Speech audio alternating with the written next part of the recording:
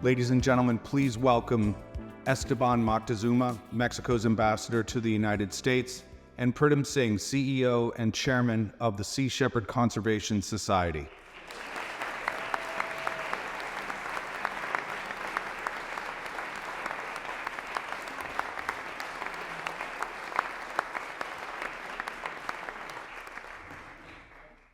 Well, thank you very much for coming here today and being present online. My name is Pritam Singh. I am the chairman of the board and CEO of the Sea Shepherd Conservation Society. I want to thank you all for joining us today for our 2024 State of the Oceans briefing. We're very excited to share our work. I want to thank Ambassador Moctezuma for being here this morning and for the leadership he displays every day in many of the campaigns we will discuss here. We have a delegation here. We're honored that have joined us, led by Captain Ruiz and Captain Marquez, who represent the great men and women of the Mexican Navy. We are honored to be partners with SAMAR every day on the ocean. You will hear from Captain Ruiz soon. Special thanks to Dr. Barbara Taylor for leading the 2024 Vaquita survey, which we will be discussing in detail later on. Everyone who cares about marine wildlife is in her debt, and we remain fortunate to have her expertise to bear in these larger efforts. And thank you to our event sponsor, including DJI, whose world-class drones are absolutely mission critical in each of our campaigns, and frankly have been transformative for our oceans work. You will hear about this more this morning. So why a oceans briefing now? Because scientific consensus tells us that we are already in a decisive decade for the survival of the oceans. And while much of global conservation around the oceans focuses on 2030 or 2050, Sea Shepherd's sites are not looking out at some distant horizon. We are engaged now on the oceans, every day on Sea Shepherd vessels. The urgency of this moment is clear and compelling. Our captains and our crews stand between poachers and the marine life they would kill and drive to the edge of extinction. And that defense defines who we are and who we have been for 45 years. For us, there's absolutely not a moment to lose. There's no time to waste. 2030 is now, today. It is tomorrow, it is every day, and we are there every day on the water. We must protect what we have now versus just adding marine protection zones that exist on paper more than the ocean itself. We need to have real protection every day now. For Sea Shepherd, we are the P in marine protected areas. We focus on protection. That has always been our mission and will remain our mission. In this 2024 State of the Oceans briefing, you will hear how our ships protect the bright line between survival and extinction, which is an extraordinarily horrible concept. For whales, extinction is possible. For dolphins, and particularly for the Vaquita porpoise. There are so many animals today that are being pushed to the edge, to the brink, by humankind's voraciousness, and particularly by illegal fishing. Our entirely donation-driven work is on the ground in the Faroe Islands, out in the oceans north of Scotland, where we are leading and contributing to a campaign and a global coalition to end the barbaric slaughter of pilot whales and white-sided dolphins. This slaughter is known as the Grind. Just days ago, on June 11th, there was a particularly brutal slaughter of pilot whales, and we are now pursuing charges against local authorities as a result of their callous and blatant violations of their own very limited animal protection laws. Our Stop the Grind campaign is important work and is getting real traction in ending this barbaric tradition once and for all.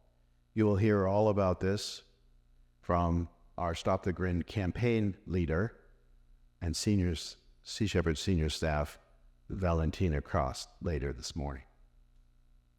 Many of you have probably seen recent coverage of our work in the Upper Gulf of California, where the crew of the MV Seahorse partners with the government of Mexico and works every day with SAMAR, the Mexican Navy, to push back on the poachers and the cartels who are there.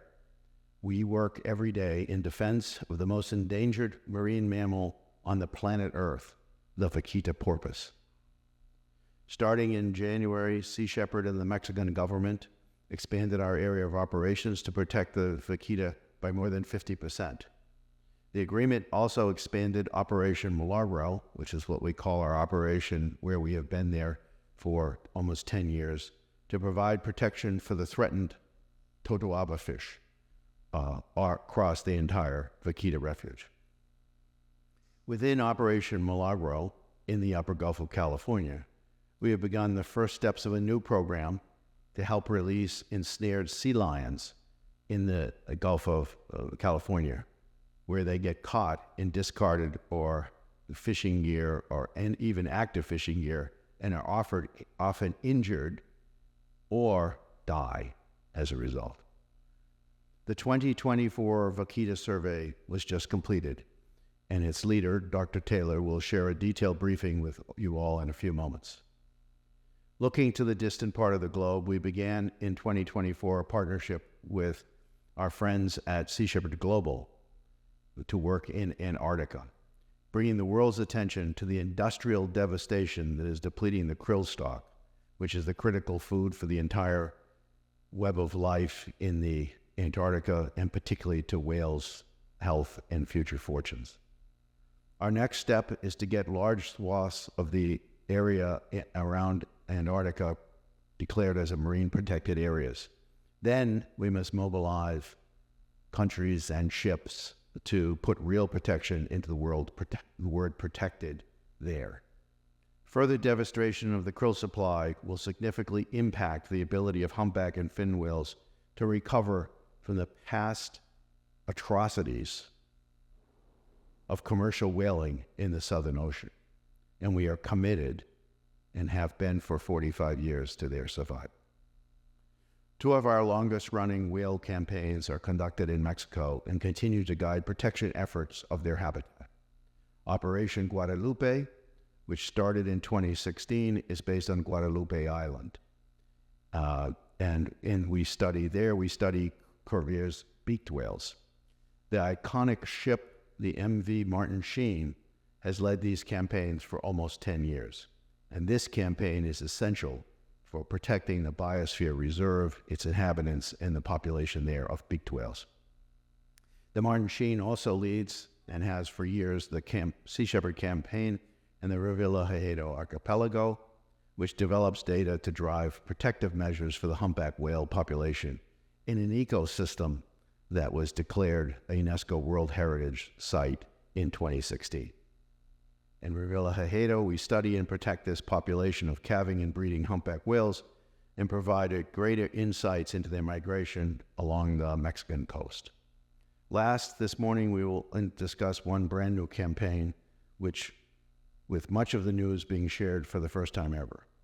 We are the very earliest stages of a new campaign in the Gulf of Mexico, in one of the largest reefs in the Western Hemisphere, which is also a critical spawning ground for grouper,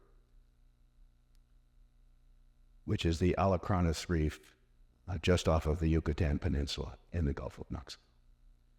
So this is a bit of a packed morning. We have a lot to cover, and here is what I would like to leave you with. Every day, Sea Shepherd's crews galvanize activism, determination, technology, and collaboration in a deep esprit de corps into a unique, data-driven strategy to implement policies and actions to protect marine wildlife on the water, where marine wildlife is. Sea Shepherd proves every day that we, human beings, working together, can push back against the decades, and in some cases, centuries, of environmental devastation in our oceans. Hope is what inspires us. We are optimistic, grassroots movement of people who care about animal welfare and marine conservation. It is our impact that proves each of us has the capacity to protect the most vulnerable species on Earth. Each and every one of us can do this.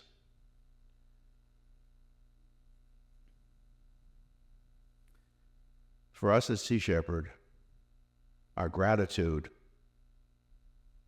for what has been accomplished yesterday is only surpassed by our enthusiasm for what we can do tomorrow and our hope. It is an honor for me to be part of this 2024 State of the Oceans briefing, along with Ambassador Moctezuma, all of our partners and guests here online, and with the tens of thousands of Sea Shepherd supporters who make all of our work possible. Thank you again for joining us, and please give a warm welcome the Honorable Esteban Moctezuma, Ambassador of Mexico to the United States.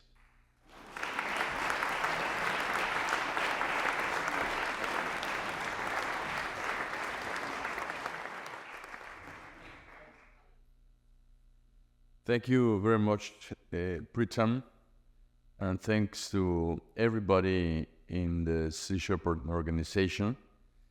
As you say, there's hope, and I think that you are a messenger of hope. We really appreciate your commitment and all the efforts you do in order to have a shared mission with all of us, which is to protect together the Vaquita marina, which is the world's most endangered marine mammal. Despite facing numerous challenges, our commitment to safeguard this species remains steadfast, and our commitment is only growing. The protection and conservation of these species represent an unwavering commitment from the Mexican state, enduring for many years to come. Mexico consistently relies on scientific facts, innovative technologies, and data when addressing the current situation of the Vaquita and the Totoaba.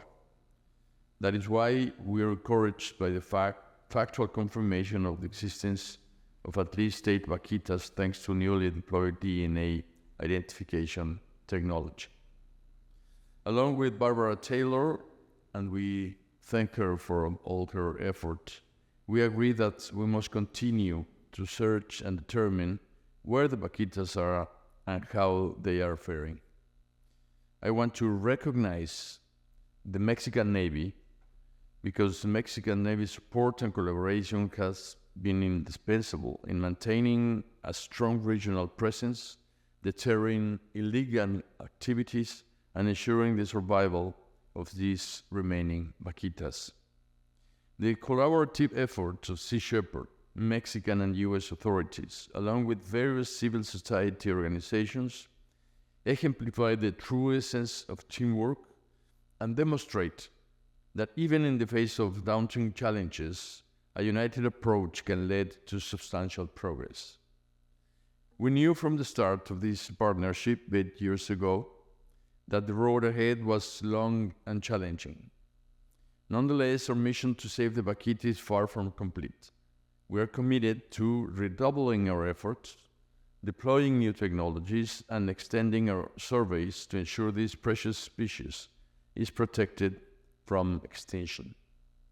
Together, with unwavering resolve, we will continue to fight for the survival of the Vaquita, the Totoaba, and ultimately, the health and safety of our oceans. Thank you very much.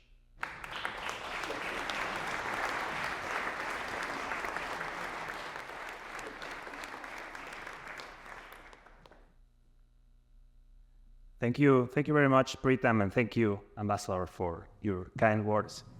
My name is Julian Escutia. I'm the Mexico Country Director, and I'm very pleased to be here today in this 2024 State of the Ocean briefing. Muy buenos días a todas y a todos. Mi nombre es Julian Escutia, soy el director para México de Sea Shepherd. Y para las personas que nos están viendo en línea, les comento y recuerdo que hay una opción en su pantalla que dice Interpretation.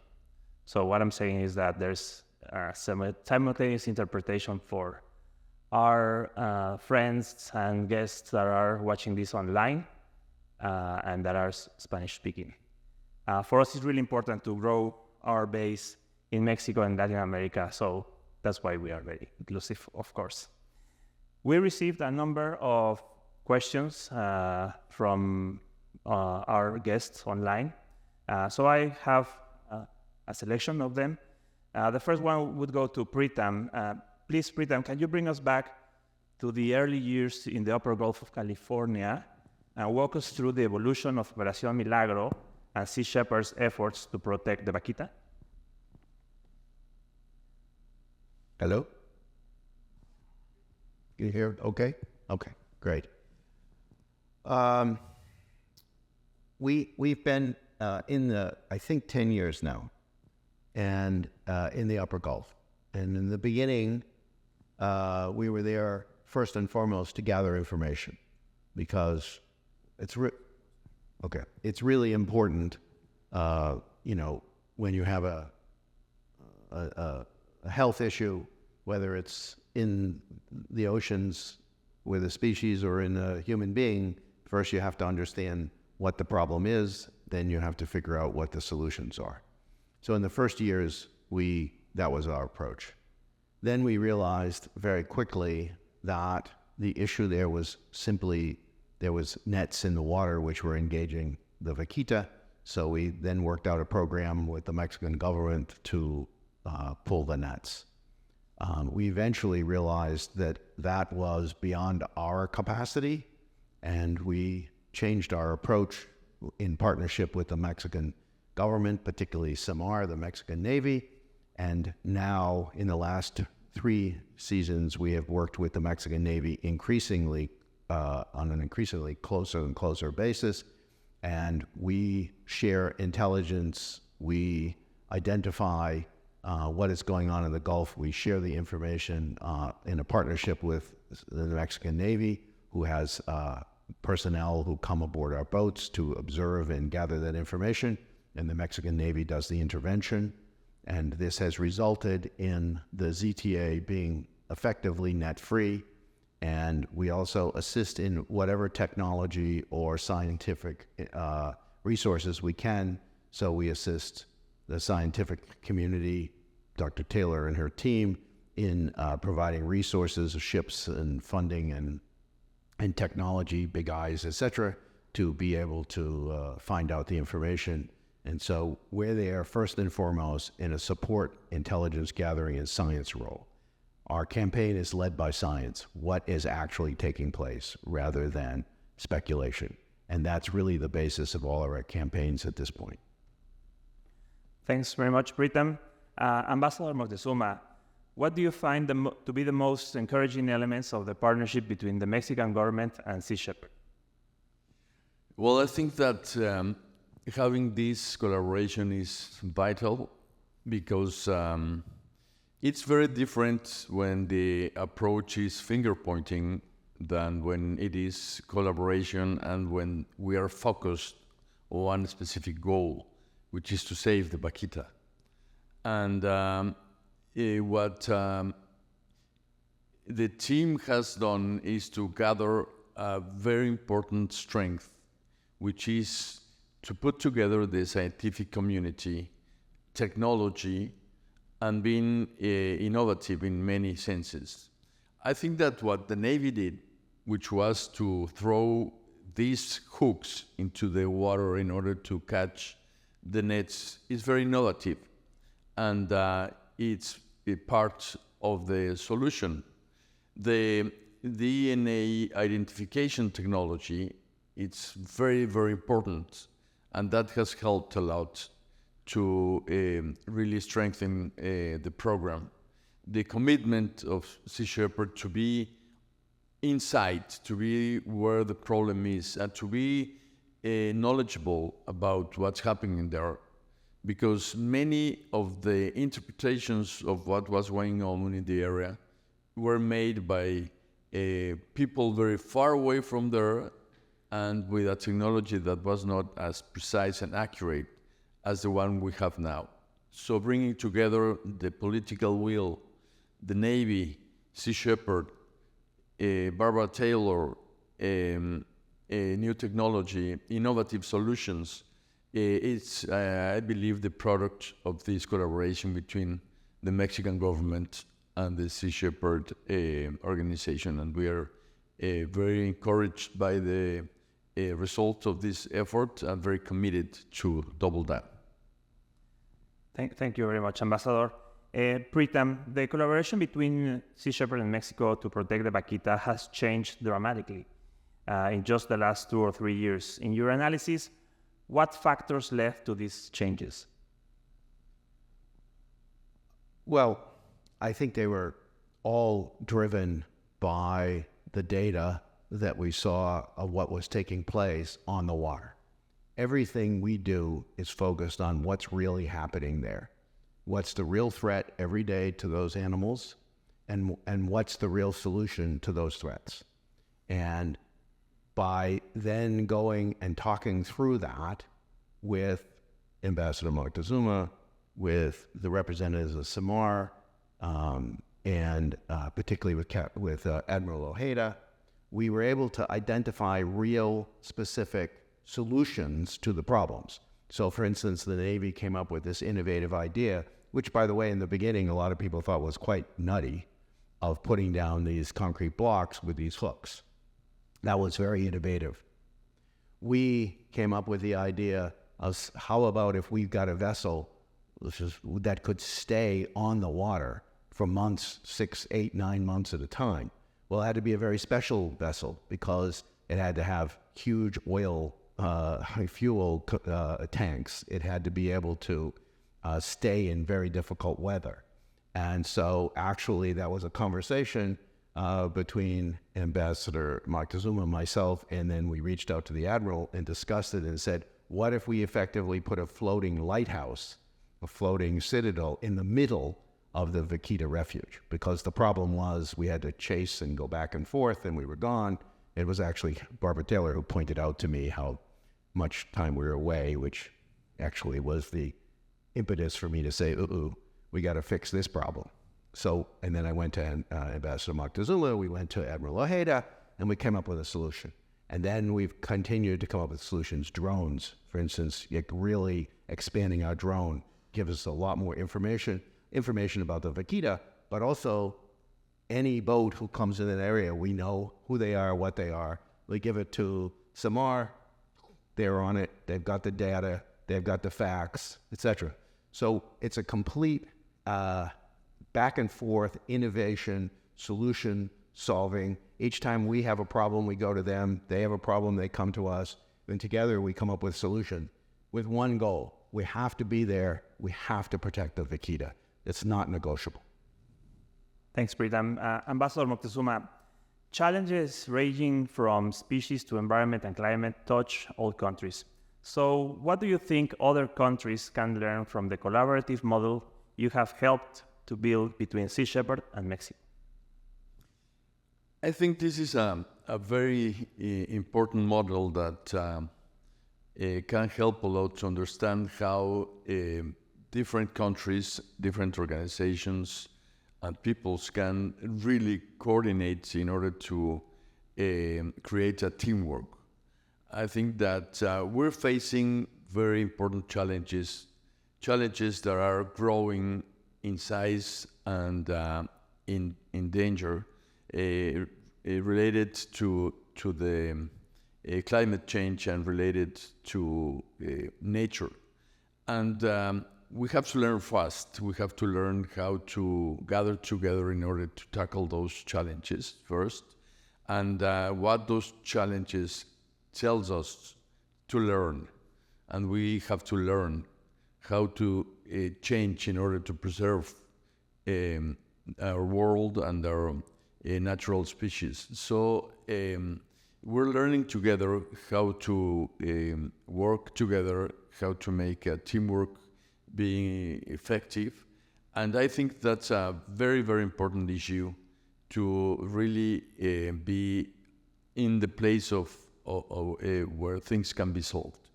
There is always this bureaucratic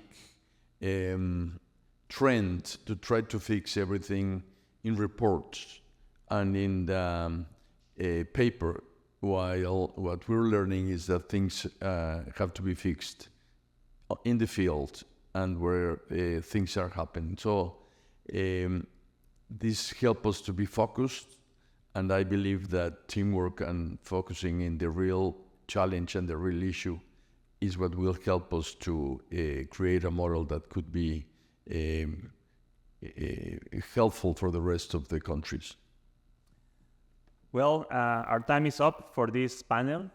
Thank you very much, Ambassador Moctezuma, for being here. Thank you, Pritam, for your welcoming remarks. And now I will transition to the presentation of Dr. Barbara Taylor about the 2024 Vaquita survey. Thank you very much.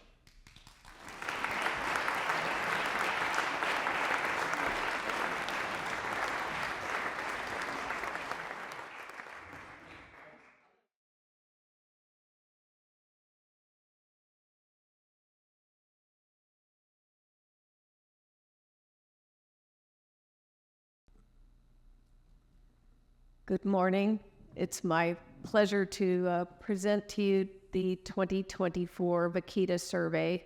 And I'd like to start by thanking our collaborators, CONAM, which is the National Park Service of Mexico, and Sea Shepherd Conservation Society funded this work and supported it in very many ways, which I'll talk about. I also wanted to acknowledge my main collaborator. This was a visual survey and an acoustic survey.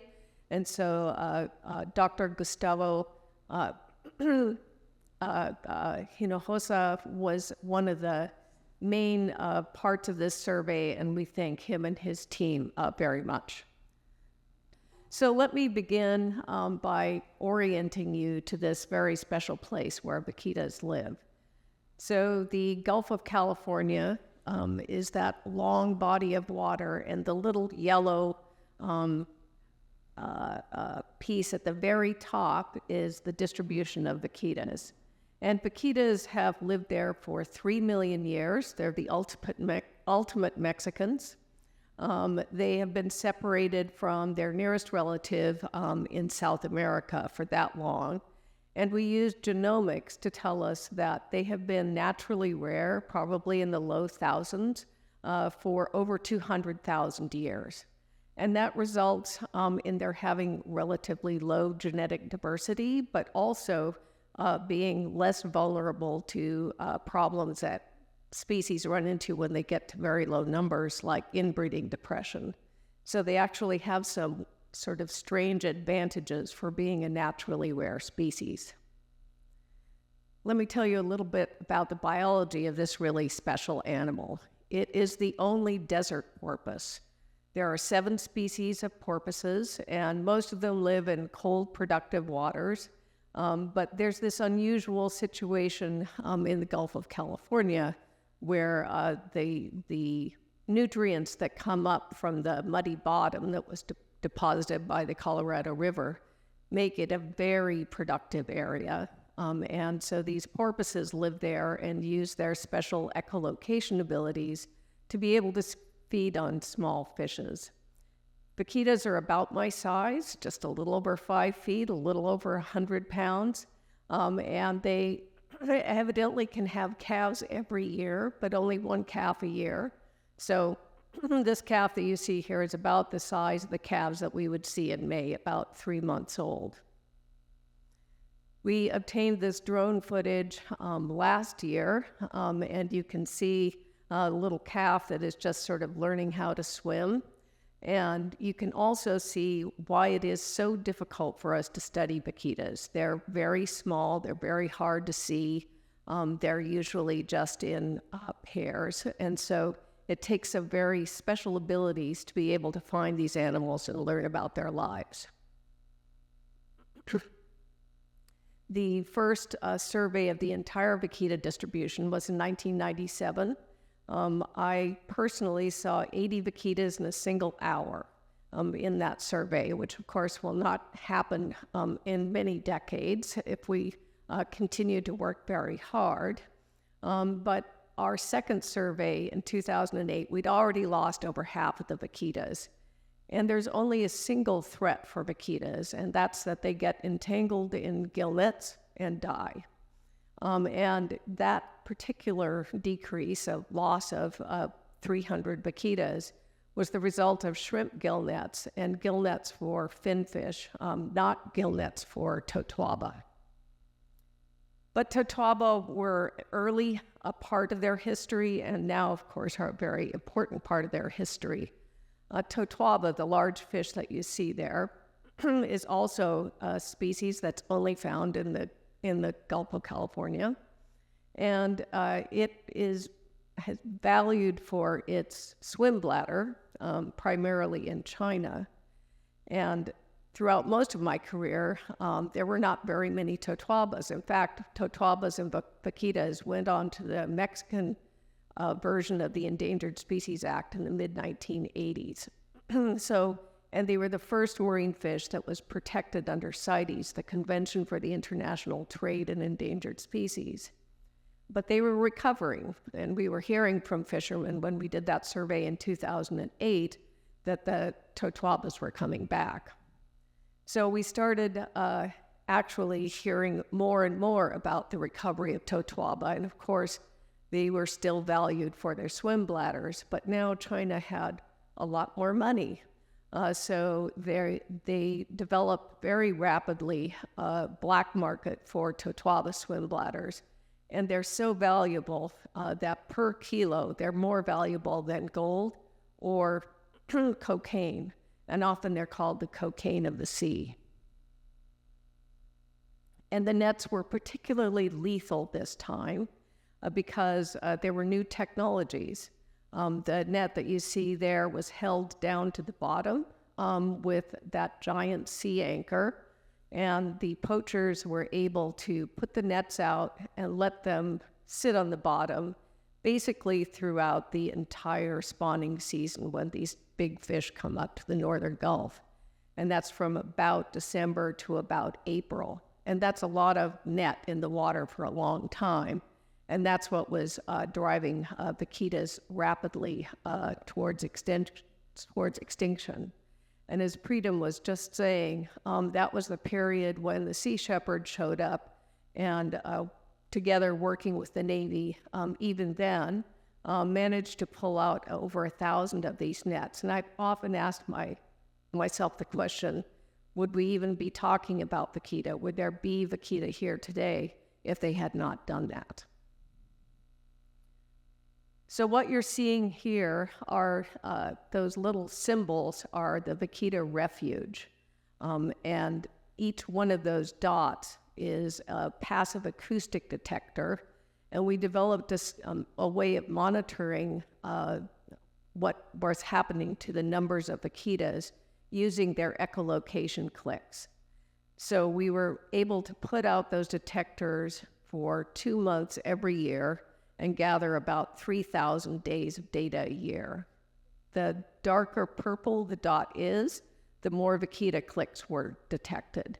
And so you can see that the dark purple is steadily going away. And in fact, that period from 2014 to 2016, they were declining at about 35% per year. We did another survey in 2015 and found that there were only about 60 vaquitas left. And using the acoustic data, we knew that basically half of those were gone by 2016. So the vaquita recovery team that had been in existence advising the government of Mexico about vaquitas since 1997 decided that in this really emergency situation that we should try to take some vaquitas into sea pens locally where they could be protected from the totoaba gill nets until that problem could be sorted out. So in 2017, we went out to try to capture vaquitas, and it was the methods that we developed during this effort that are the same methods that we used in the 2023 and 2024 surveys that I'll tell you about. So there you can see the acoustic detectors that are used. And what we did that was different, instead of leaving them out for a month, we left them out for a day. And the fishermen would go out in the middle of the night. They would pick up the acoustic detectors, take them back to Armando Jaramillo. He would analyze the data, and about 4 a.m, I would get a WhatsApp telling me where the vaquitas were, where we should go look for the vaquitas. Then how do we look for vaquitas? Well, vaquitas, it turns out, are very shy animals.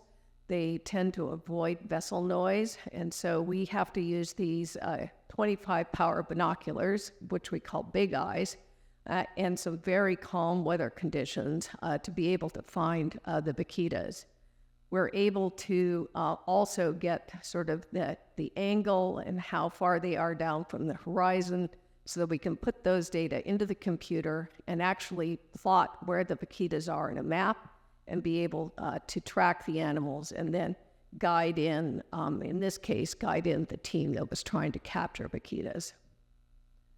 We captured 2 vaquitas. The first one up on the upper left is a calf that's about 6 months old. The calf, she never settled down. And the veterinarians determined that the best course of action was to release her back into the waters where we've been monitoring where the mother was. The animal on the lower right was the second vaquita that was captured, adult female, not pregnant, not lactating.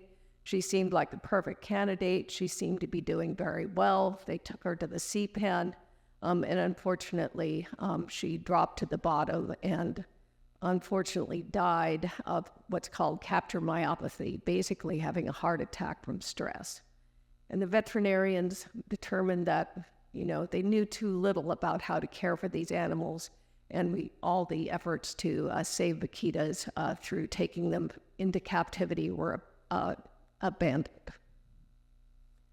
And vaquitas continued to decline. So in 2018, you can see the only sort of light purple dots are in one corner of the vaquita refuge. And the vaquita recovery team advised the government of Mexico that they should focus all of their enforcement efforts where these last survivors were. And that was called the Zero Tolerance Area.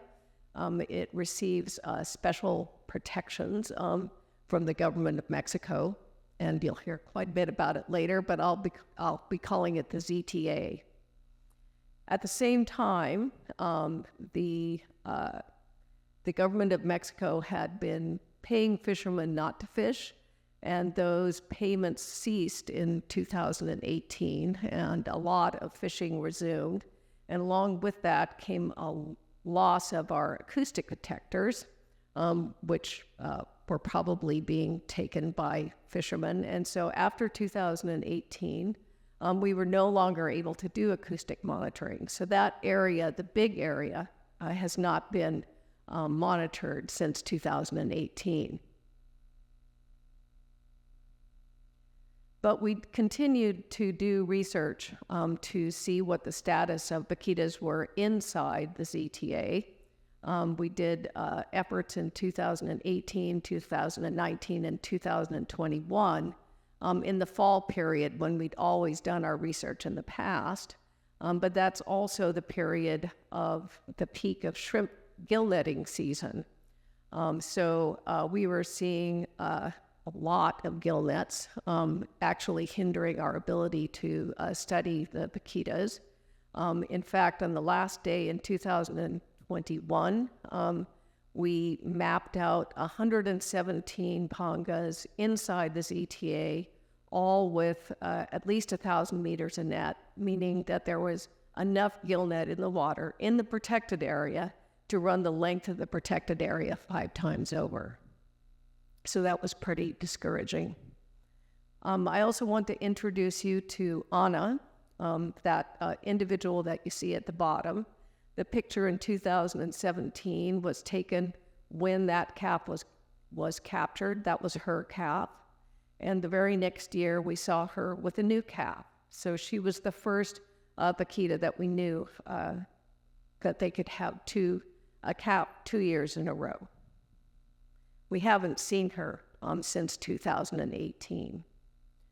And because of this major issue with gill nets inside the ZTA, as you already heard, the Mexican Navy put 193 of these concrete blocks there, a meter by a meter by a meter piece of concrete with about a 3-meter high piece of rebar sticking out of the top with a hook. And these were meant to deter gill netters who don't want to lose their nets from putting their nets into the vaquita protected area. And I can't say enough how important this is to have, for the first time, a real sanctuary for vaquitas.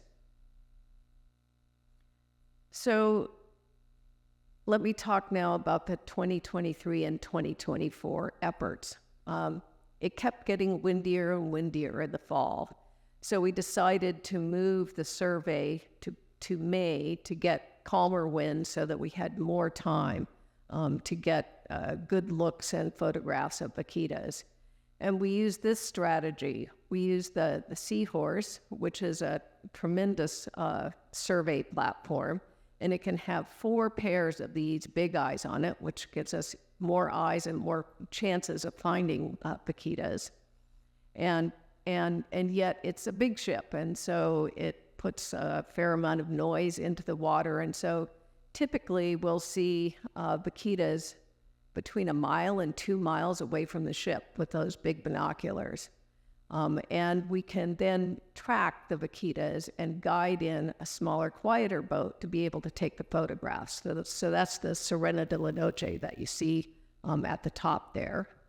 And this is an idea of what it looks like on the Sirena de la Noche during an actual sighting. Observers are up there with cameras and binoculars and data forms. And then you'll see coming in from the left a little fishing boat, a panga. That was one of the new additions this year of doing eDNA work. And so we were able to guide in both the Sirena de la Noche and the little panga to be able to get both photographs of the animals and hopefully get eDNA from the water samples.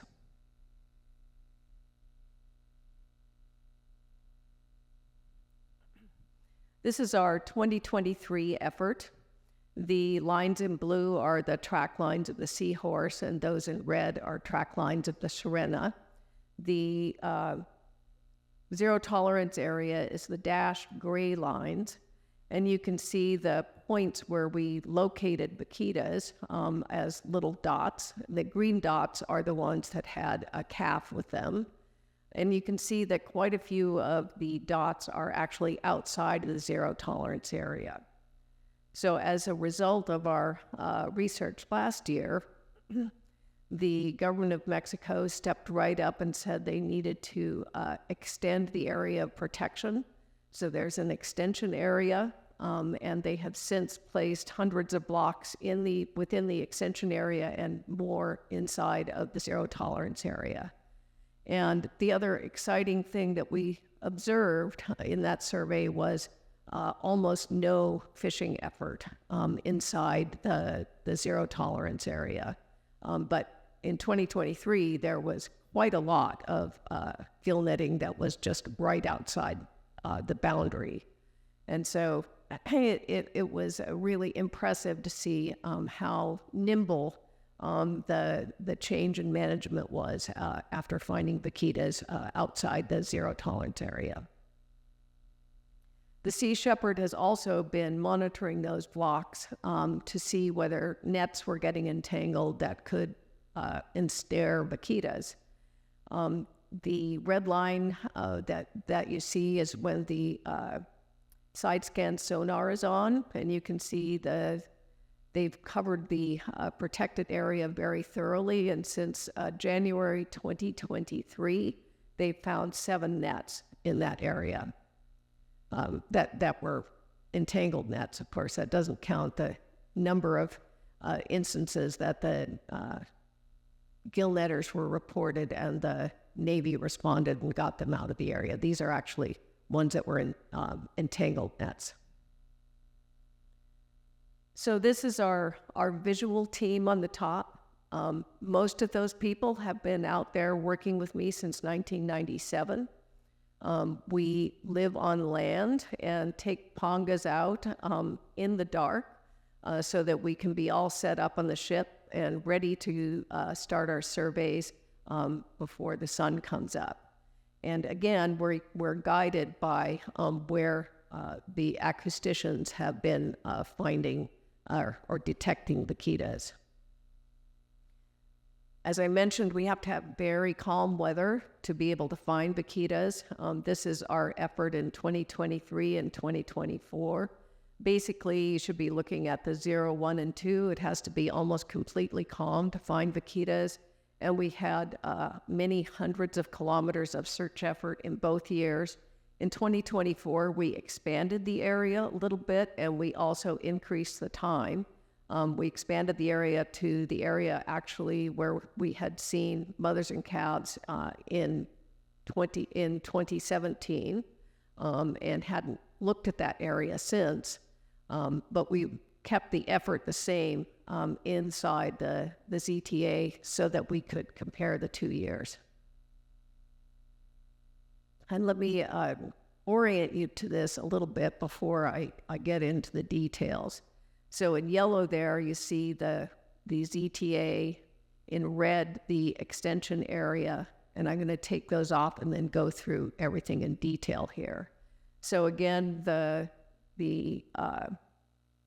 Sirena is in blue, the Seahorse is in red. The green dots are actually the passive acoustic detectors that detected vaquitas. And you can see that we concentrated our effort in those areas where they were hearing vaquitas. The purple dots, they're sort of magenta dots in this depiction, are the 9 sightings that we had this year of vaquitas. And about half of those were outside the ZTA. They were in this extension area. And we still saw some gill netting in that area. And so it's really important that both the ZTA and the EA receive the same level of protection since the animals are spending quite a bit of their time outside of the ZTA.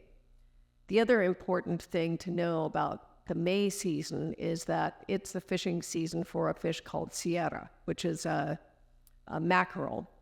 And the type of gill net that's used to catch this fish actually is a surface gill net, hangs from the surface, unlike the shrimp gill nets and the Totoaba gill nets, which are bottom set gill nets, and of course are very vulnerable to the hooks. So the Sierra gill nets are very dangerous to vaquitas, and they are less vulnerable to hooks, if at all. So they also require some increased vigilance. So here are our results. Let me talk you first about how we get there. So for each one of those sightings, the observers write down every single detail that they can about what they saw, and we have photographs and we have drone footage for about half of those sightings. And we compile these into what's called an evidence dossier. And then at the end of 3 weeks, we have to try to make sense of how many vaquitas did we see in that area over the whole 3 weeks. And to do that, we use a process called expert elicitation. And the day after the survey is finished, we have a Zoom with the people who facilitate this expert elicitation that are in England and Finland. And they lead us through all of our individual probability distributions to come up with a joint probability distribution, and that's what you see here. So we addressed two questions. The first is, what is the number of unique calves that were seen within the study area? And in this case, we said that there were, in 2023, it was likely that there were 1 to 2 calves, and this year it was most likely, very likely, that we saw 0 calves. However, we had an individual that, had we not had the drone footage, might have been counted as a calf. It was a smaller individual. We all recognized it as a smaller individual. And it was following along a larger individual. But when we got the drone footage and were able to measure this vaquita and then compare it to the growth curves of vaquitas from life history data, we were able to find out that this calf had just celebrated its first birthday. It was just over a year old. It was probably born in March of 2023. And so for this youngster, the ZTA had been really a lifesaver. The second question we address is, what is the total number of unique vaquitas seen, including calves, in the study area? And we had a 76% chance that there were between 8 and 13 in 2023, and a 75% chance that there were between 6 and 8 in 2024. We had some other interesting observations. So the last group that we saw was a group of 4, including this individual with a very distinctive dorsal fin that we saw in 2018 and 2019, but we didn't see it in 2021 or 2023. And so we had to ask, where has this individual been? Were we missing it, or was it living outside the ZTA? And that goes along with a number of other individuals that we identified in 2018 and 2019 that had nicks in their dorsal fin. These nicks are almost certainly caused by being entangled in a gill net and getting out. And so these individuals, you had to ask yourself, were they just a random 2% of vaquitas that survived, and 98% of their brothers and sisters died in nets? Or were these animals especially careful around nets because they'd experienced the danger personally? And so it makes them very important to the recovery of the species, especially that mother that you see at the top, because every adult female, when you get down to 20 or 10 or 20 individuals, is an extremely important individual.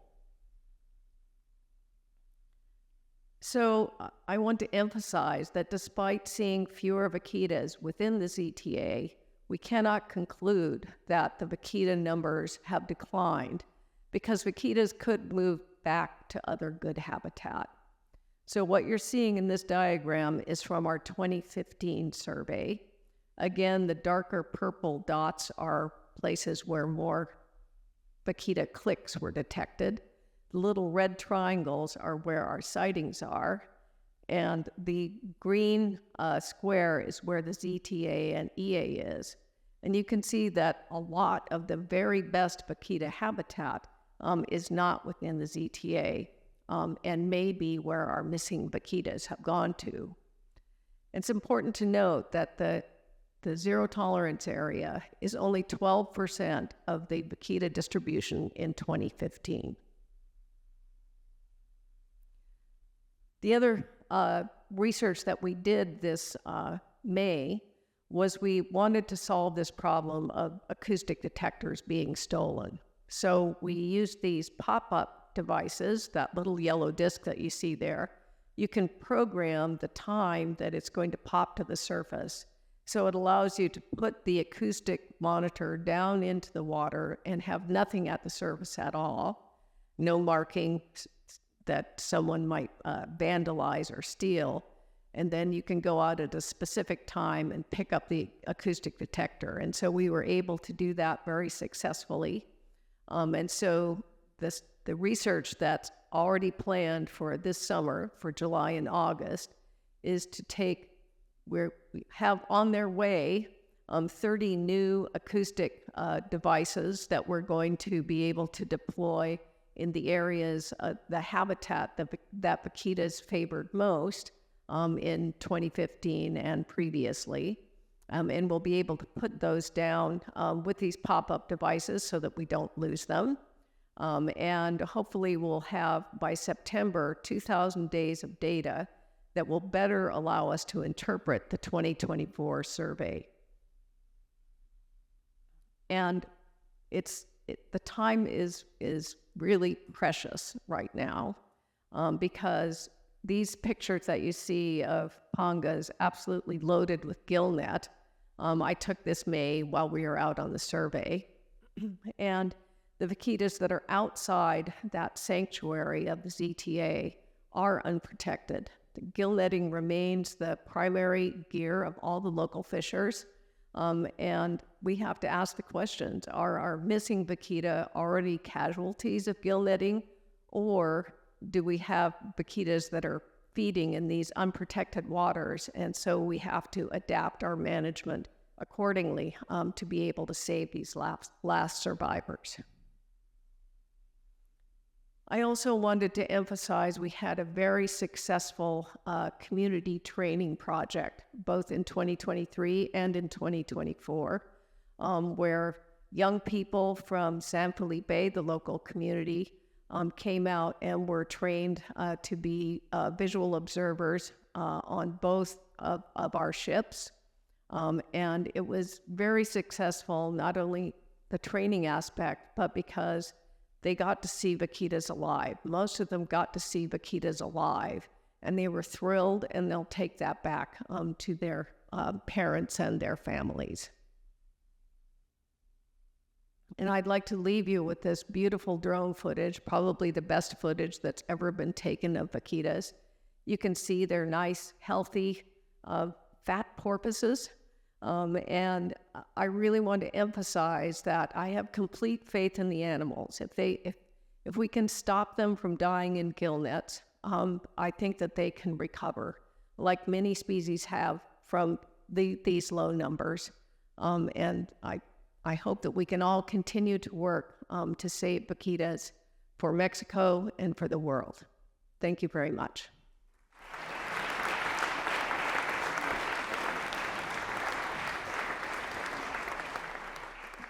Thanks very much, Dr. Taylor, for your hard work for many years and your commitment to the Vaquita. So up next, it's my honor to introduce Captain Carlos Ruiz. He's Director de Inspección y Vigilancia de la Secretaría de Marina, Director for Inspections and Monitoring of the Ministry of the Navy. So please join me in welcoming Captain Carlos Ruiz.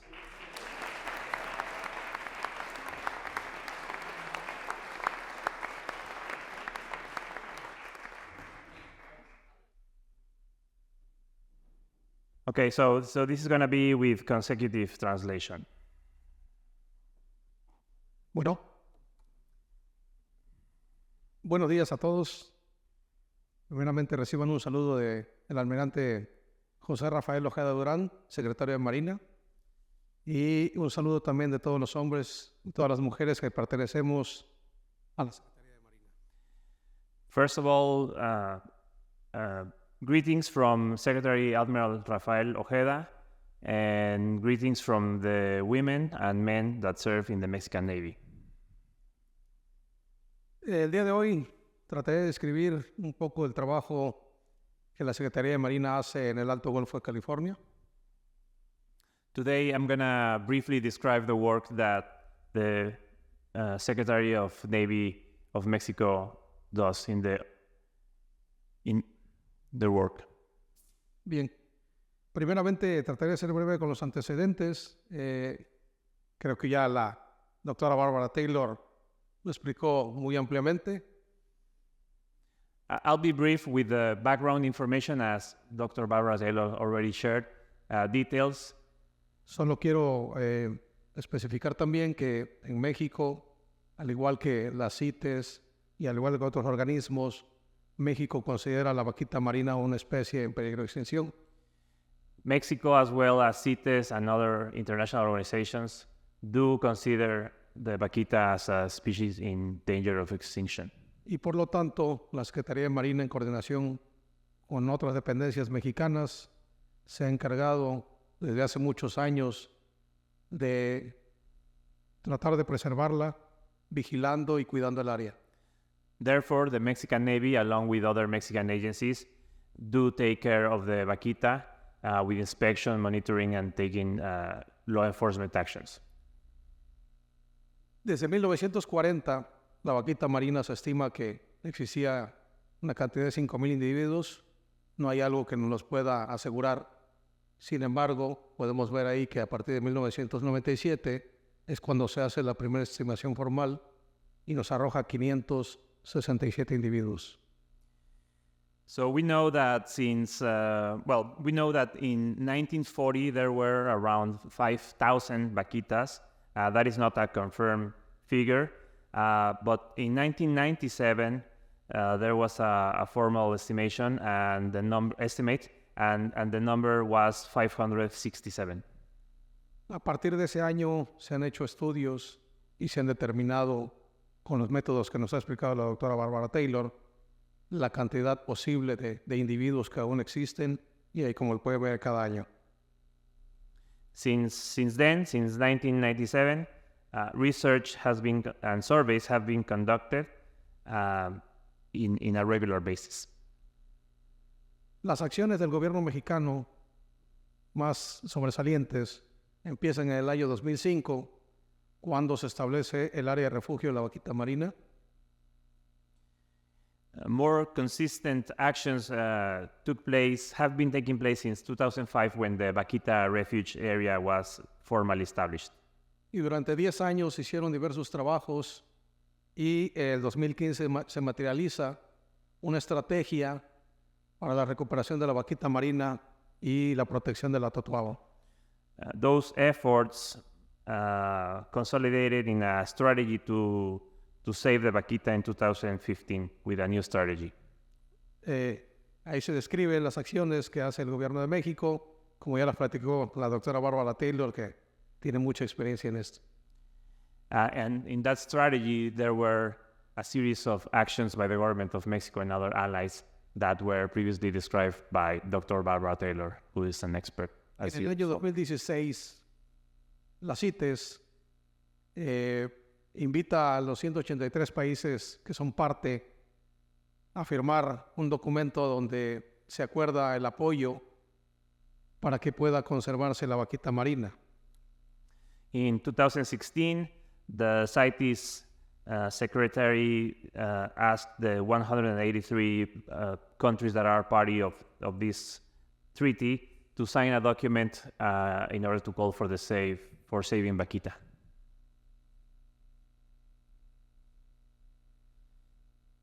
En el año 2017, como lo describió la doctora Barbara Taylor, bueno, aquí no me voy a tener mucho. Efectivamente, se logra obtener a una cría y a una adulta. Y bueno, no se pudieron adaptar a vivir en cautiverio. Y este método se tuvo que eliminar. In 2017, as Dr. Taylor shared before, 2 individuals were held in captivity to explore if they were able to survive, and they didn't, so that strategy stopped right there. El sector pesquero en el Alto Golfo de California, entre otras cosas, utiliza las redes de enmalle, que son artes de pesca que se consideran un peligro para la vaquita marina. Fishers in the Upper Gulf of California use gill nets, which are considered as dangerous for the vaquita. Y desgraciadamente, como consecuencia de la caída tan brusca que tiene de 567 individuos a llegar a casi 8 en los estudios que se habían hecho, se determina por parte del gobierno de Estados Unidos y con fundamento en la Ley de Protección de Mamíferos Marinos un embargo a esa área. And therefore, in 2020, the U.S. government determined an embargo on the fisheries of that region due to the use of gill nets that are, as he said, dangerous and for the Vaquita survival. Sea Shepherd tiene 10 años en esta operación, la Operación Milagro. Secretaría de Marina teníamos mucho más años. Sin embargo, en una coordinación muy estrecha con Sea Shepherd, empezamos a trabajar en algo más ambicioso, más sólido, pero que sabíamos que íbamos a poder tener un mejor resultado. 10 years ago, with Operation Milagro, Operation Miracle, the work with Sea Shepherd has really consolidated these efforts and given it a solid basis for the fight for the survival of Vaquita.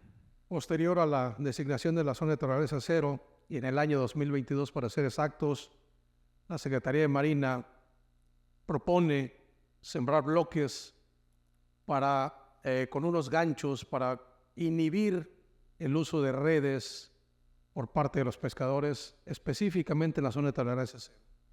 In 2022, the Mexican Navy proposed a new strategy to put concrete blocks at the bottom of the ocean with steel hooks in order to prevent gill netting and also to catch eventually these gill nets.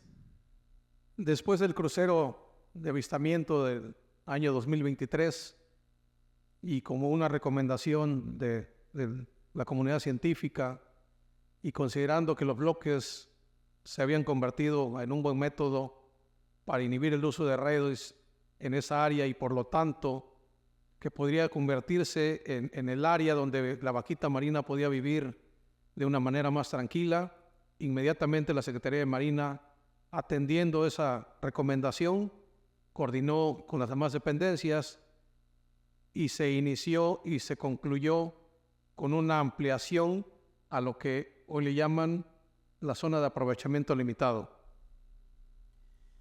So after the 2023 Vaquita survey, and in light of the results of that survey, it was shown that the placement of these blocks was a good strategy.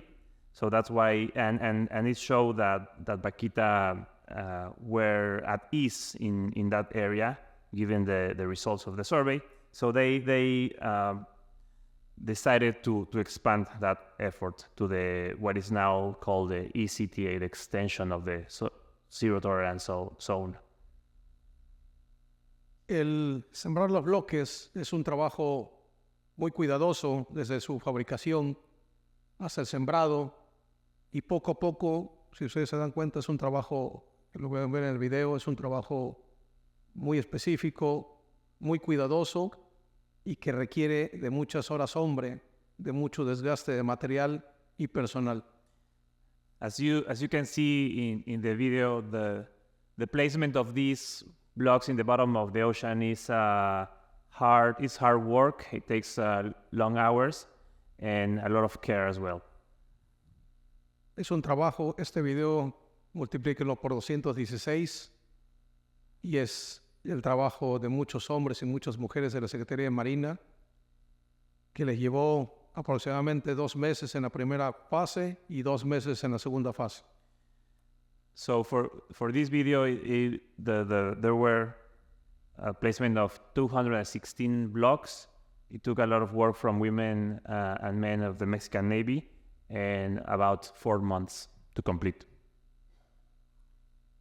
Pero el trabajo no termina ahí y ahora tenemos que cuidar que no se enreden las redes y retirarlas. Estén o no estén en los ganchos, red que se encuentra en el mar, red que se retira.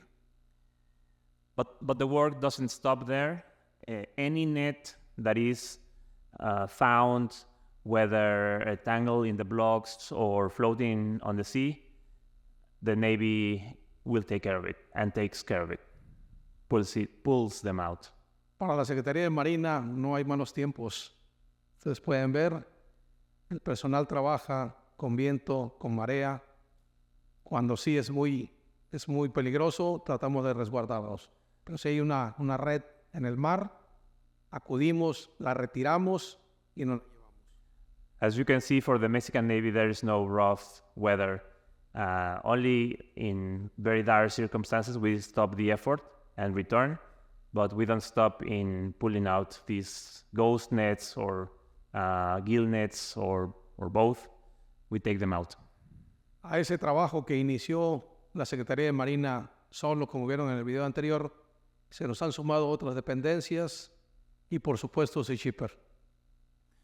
To this endeavor of pulling out nets from the upper Gulf of California, other Mexican agencies have joined the Mexican Navy and of course, Sea Shepherd.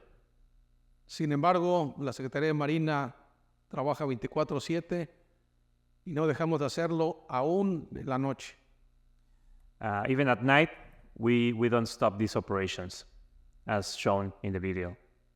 De igual manera, hemos tenido la fortuna de poder regresar al mar a muchas especies. Todo aquel pez o aquel producto pesquero que viene en las redes y está viva, la regresamos al mar. Esa es una totuaba. And we not only pull out the nets, but we also are able to save species. In the video, you can see a live totuaba that was caught in this net, and the Mexican Navy released it to the sea. Y bueno, este es el trabajo coordinado con Sea Shipper. Ese es el trabajo diario. Cada red que se encuentra, cada red que detecta el Seahorse a través de sus equipos, la Secretaría de Marina acude y entre más manos existan, es mejor.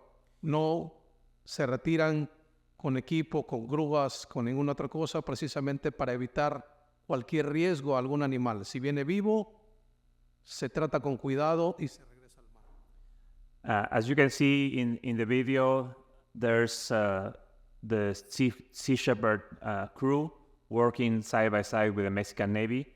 Whenever Sea Shepherd finds a ghost net or net entangled in the concrete blocks, Sea Shepherd calls the Mexican Navy, and in a team effort, they pull out these nets by hand to make sure that if there are any live animals entangled in those nets, they are released safely.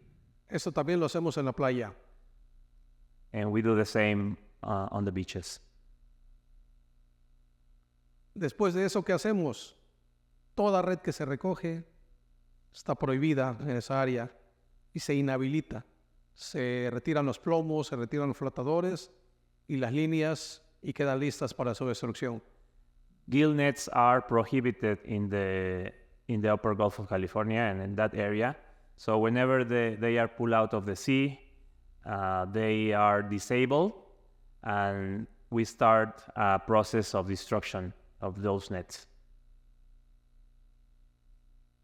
Una vez que están listas las redes, lo que se le denomina el paño, es lo que en esta máquina que se alcanza a apreciar, que no lo quiero mencionar, es una donación que hizo Sea Shipper precisamente para hacer la consecución y terminar realmente el trabajo.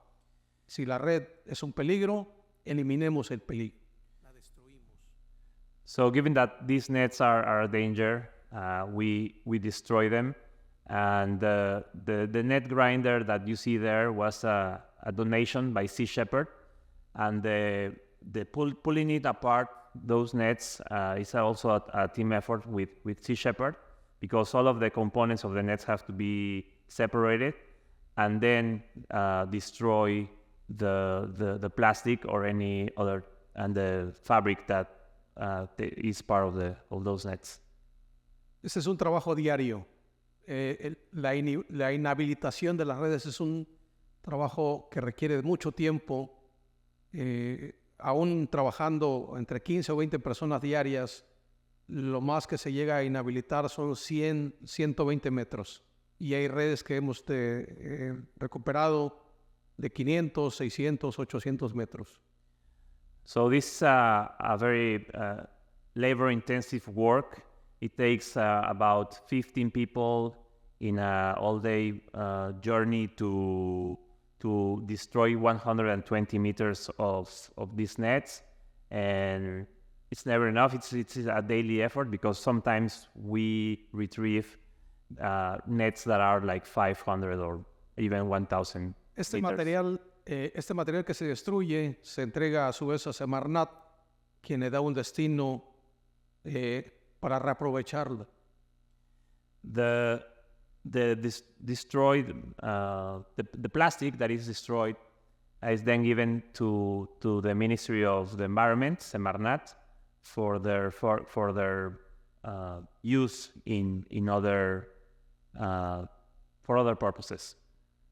Además de todo esto, y como una medida de prevención, cada embarcación que sale al mar es inspeccionada y verificada que las artes de pesca que llevan realmente tengan un permiso que los ampare. Podemos ver 100, 200 embarcaciones en la mar, pero fueron inspeccionadas y estamos seguros que el arte de pesca que lleva está permitido. No ver una red quiere decir que está prohibida. Tiene un permiso, puede utilizarla, puede ir a pescar. So the Mexican Navy also inspects fishers when they leave for the sea, and when they return, they check that they are using legal and appropriate fishing gear. Y bueno, creo que esta imagen ya la describió perfectamente la doctora Bárbara Taylor. Esto es lo que al personal de la Secretaría de Marina le da vida.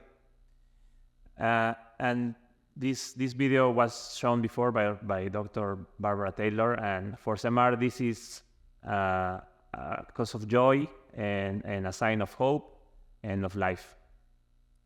Este es el trabajo diario del personal de la Secretaría de Marina, hombres y mujeres que trabajan las 24 horas del día, los 7 días de la semana. Pero además, cuando los bloques fueron sembrados, hubo muchas dudas, hubo muchos miedos. This is the daily work of the Mexican Navy. There were questions and doubts about the placement of the blocks, but they have shown good results. Y el compromiso que adquirió la Secretaría de Marina fue el de revisar los bloques y los ganchos de manera periódica. Y este video que van a ver ustedes es un ejemplo de lo que se hace.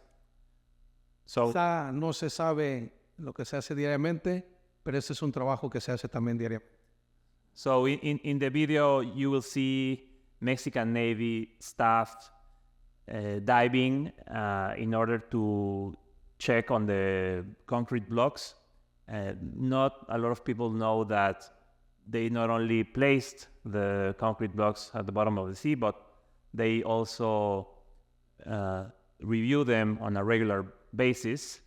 So this is a 5-minute video in which you will see the Mexican Navy divers going to check on the concrete blocks and the hooks.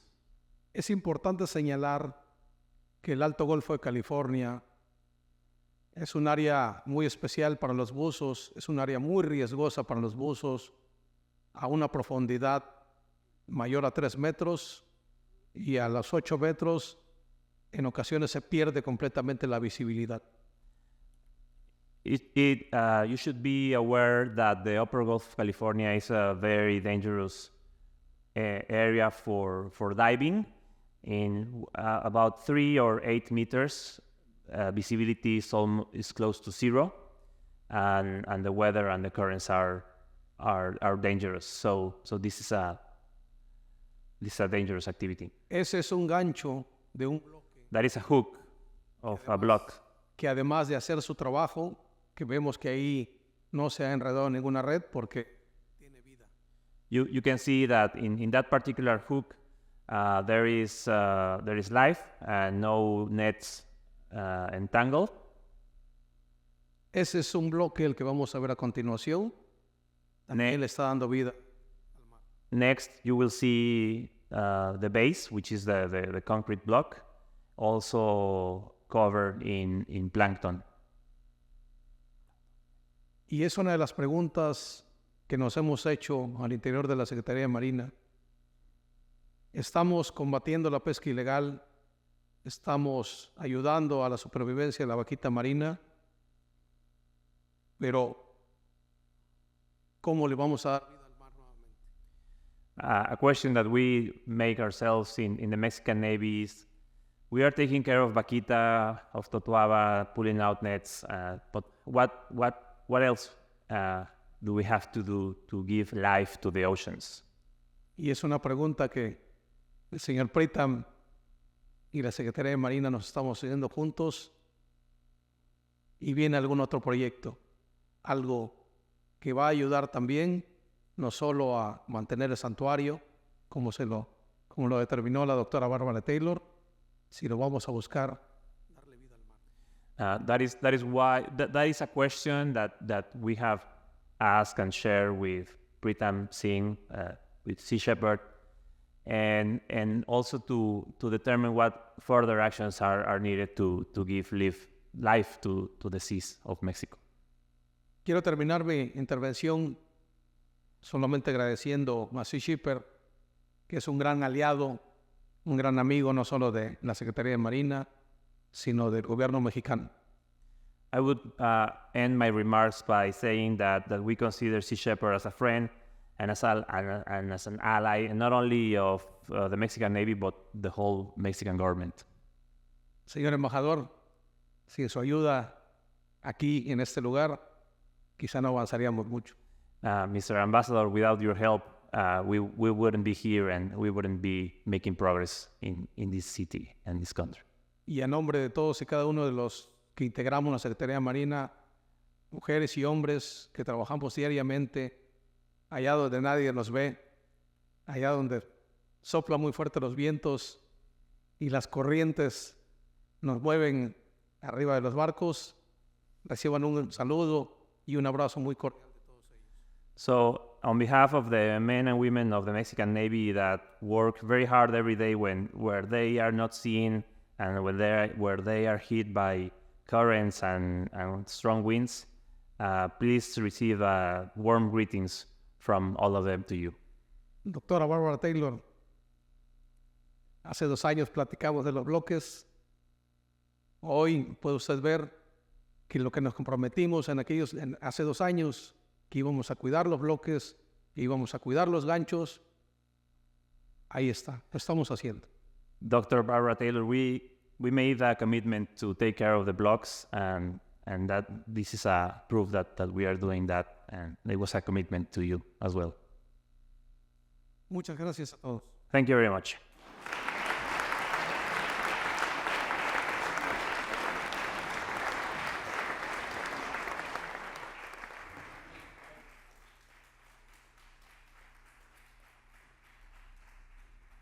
Thanks very much, Captain Carlos Ruiz, for an excellent presentation.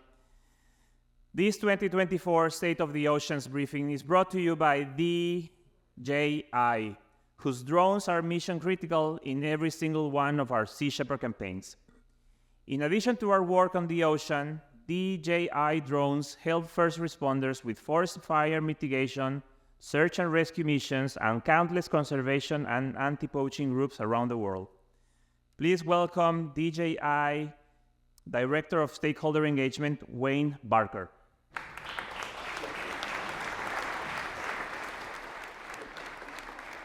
Buenos días y muchas gracias por venir hoy. Good morning and thank you all for coming today. I'm very humbled to be here today personally because of all the fine work that you see going on to protect our endangered wildlife. And at DJI, we're excited to be a part of this because we build drones that make the world better, whether it be giving us a better view in the sky or as drones have proven their worth as an invaluable tool for public safety worldwide in life-saving incidents. And this is my background as a retired fire chief. 10 years ago, we started at my department utilizing drones to initially get an aerial view of an incident. And it grew from there to where we see today. They have become an extremely valuable life-saving tool for public safety, as well as those that they have sworn to protect. Areas from law enforcement, firefighting, search and rescue, emergency management, and even into the industrial health and safety world, as I'll briefly talk about, such as in this case, search and rescue, where we can see in this incident, a mountain search and rescue team is utilizing a drone to use a thermal imaging camera to find a trapped hiker. Then, once they've located the individual, they are able to utilize a spotlight to help guide rescuers in, as well as bring that person out. Something as a paramedic that's very near to my heart is utilizing a drone to deliver an automatic external defibrillator device, because the faster we can get electrical therapy to someone in sudden cardiac arrest, their chances of survival increase dramatically. In this instance, this picture, we see what had been an accident scene where a police department were able to open the road back up and then utilize a drone to take pictures of that incident, not having to shut the road down or keep it shut, because what happens in the backup of an accident like this is every minute we have the road shut down, there's greater likelihood of a far worse accident occurring. Or, as we see in this Kerry video, law enforcement and what's our chief? You're good. I was actually trying to video you. Oh, I'm sorry. You don't have the wide lens on. And anybody plan the Breonna Taylor incident where law enforcement was sending a SWAT team in. She presumably thought her house was being robbed and discharged a firearm. Law enforcement officers ended up fatally shooting and killing her. From that, law enforcement has worked hard to change these tactics to where now they're taking and flying in drones rather than sending a team in. And what I am excited to have seen over the last several years is more and more incidents where people are murder suspects and others are peacefully surrendering to a drone rather than it ending in a tragedy. Fire response, initially my world was being able to just get a better overall view of the incident I had, but then thermal imaging changed that and made it dramatically more important.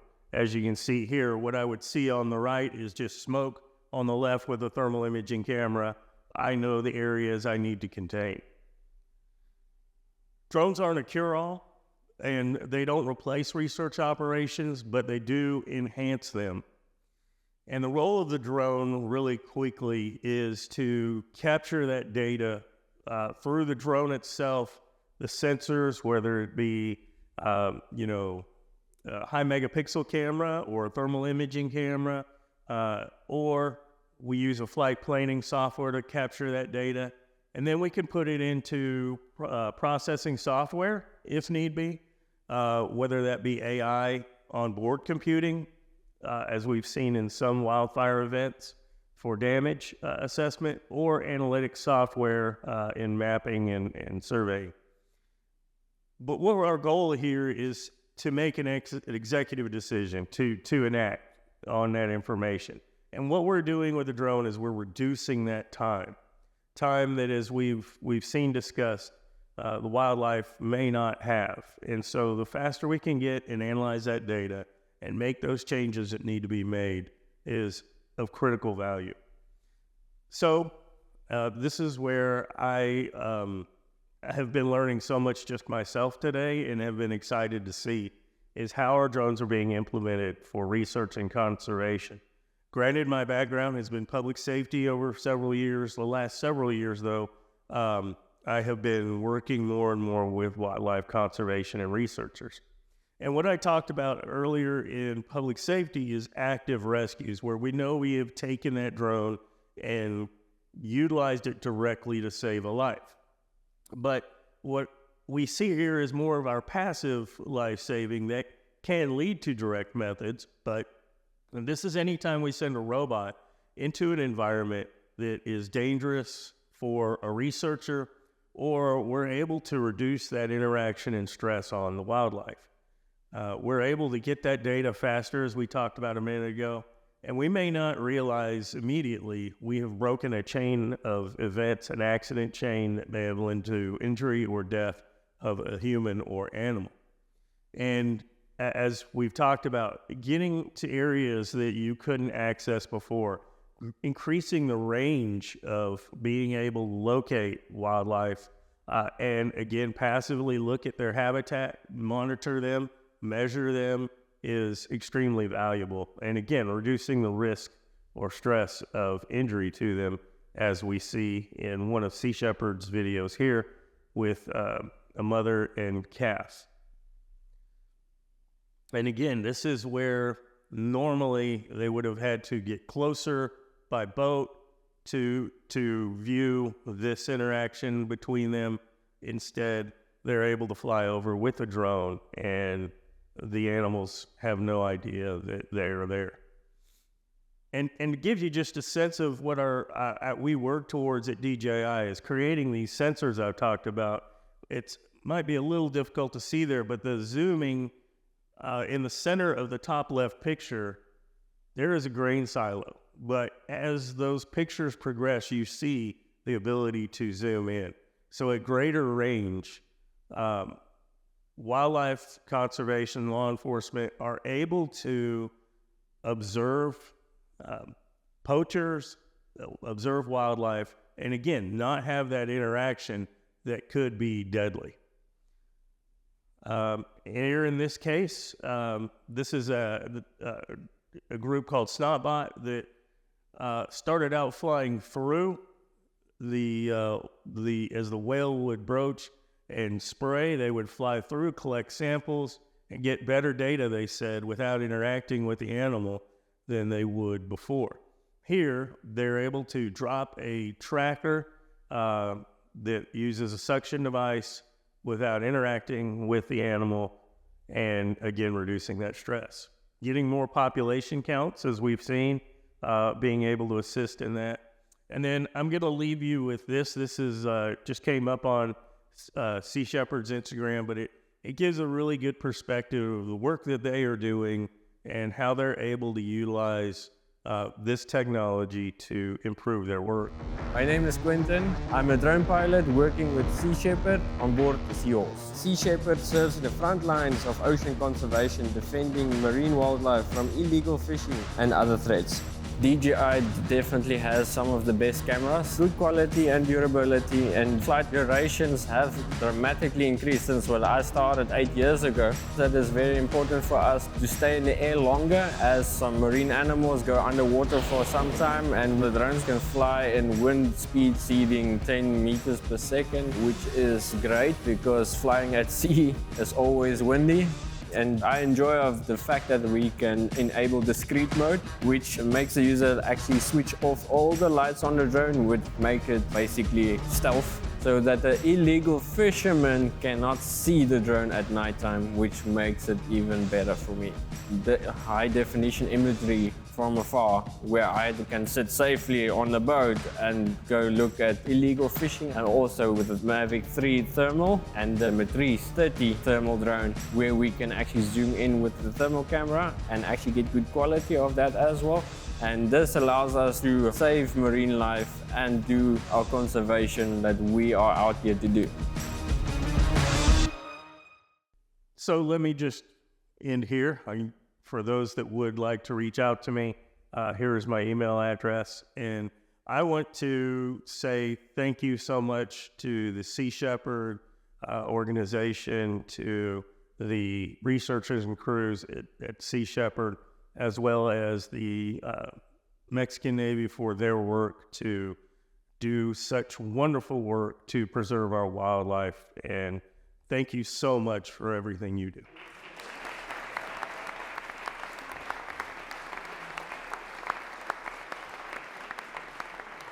Thank you, Wayne.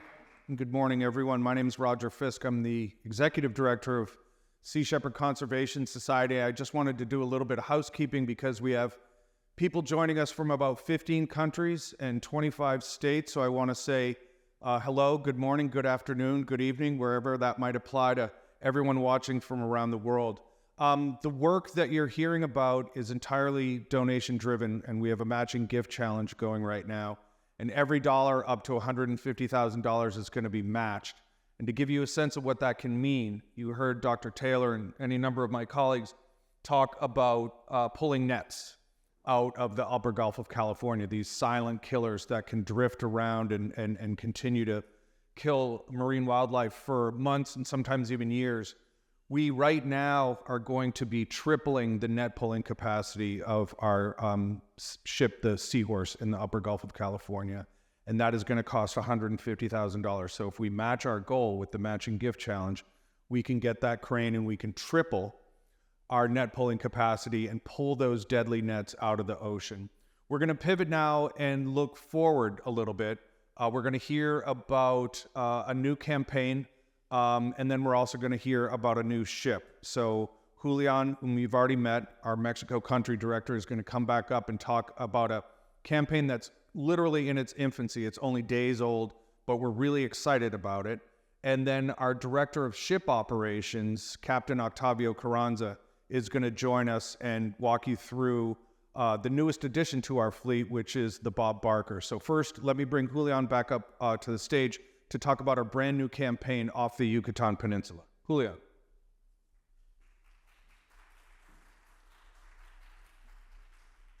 Thanks very much, Roger. I'm going to share information about this brand new campaign in Bajos del Norte National Park.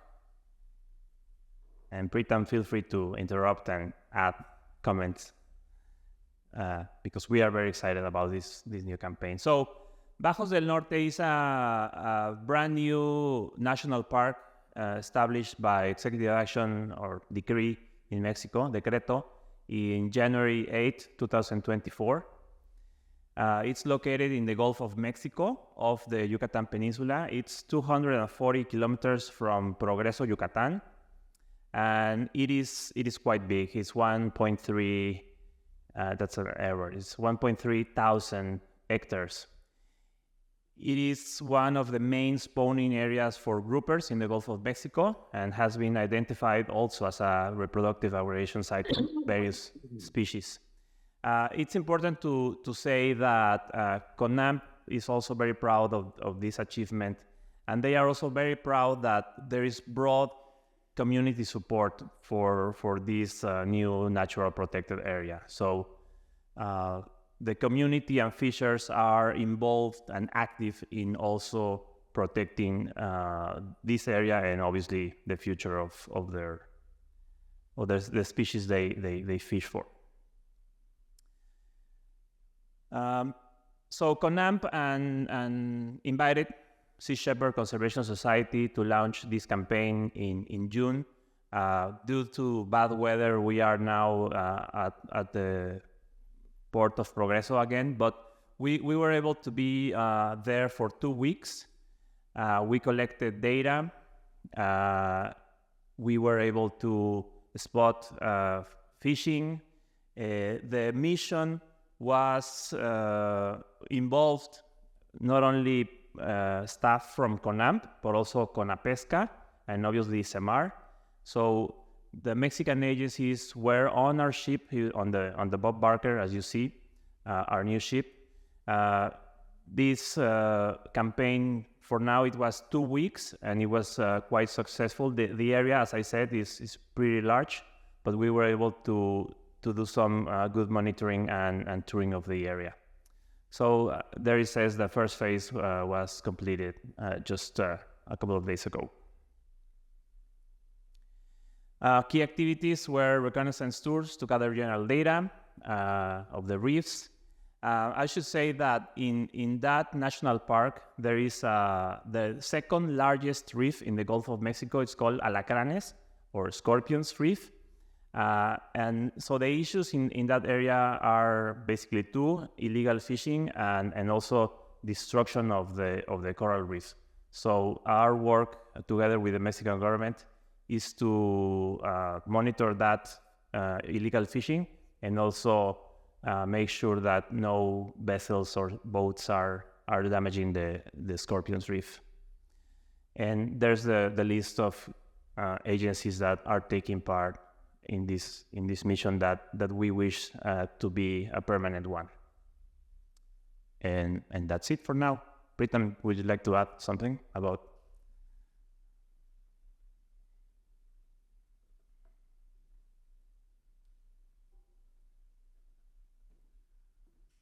Yes, I would just like to say that we're very excited about this campaign.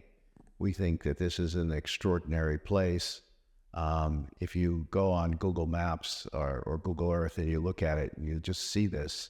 Here it is, this amazing reef all by itself. And we've just looked at the health of the reef. It seems to still be in pretty good health, which is, of course, a problem for reefs all over the world. And we're delighted that Mexico has taken the initiative to make this into a national park. And we're really happy and honored to be part of it. It's the ecosystem of the Gulf of Mexico is one big, huge ecosystem, and this reef plays a really important role, and it's really important to us. And I think, and those of us who have lived, have lived in Key West for many decades, and those of us who live in the Gulf, I think, should be particularly pleased that the Mexican government has taken this effort. So we're very encouraged and supportive of this. Thank you very much. Next.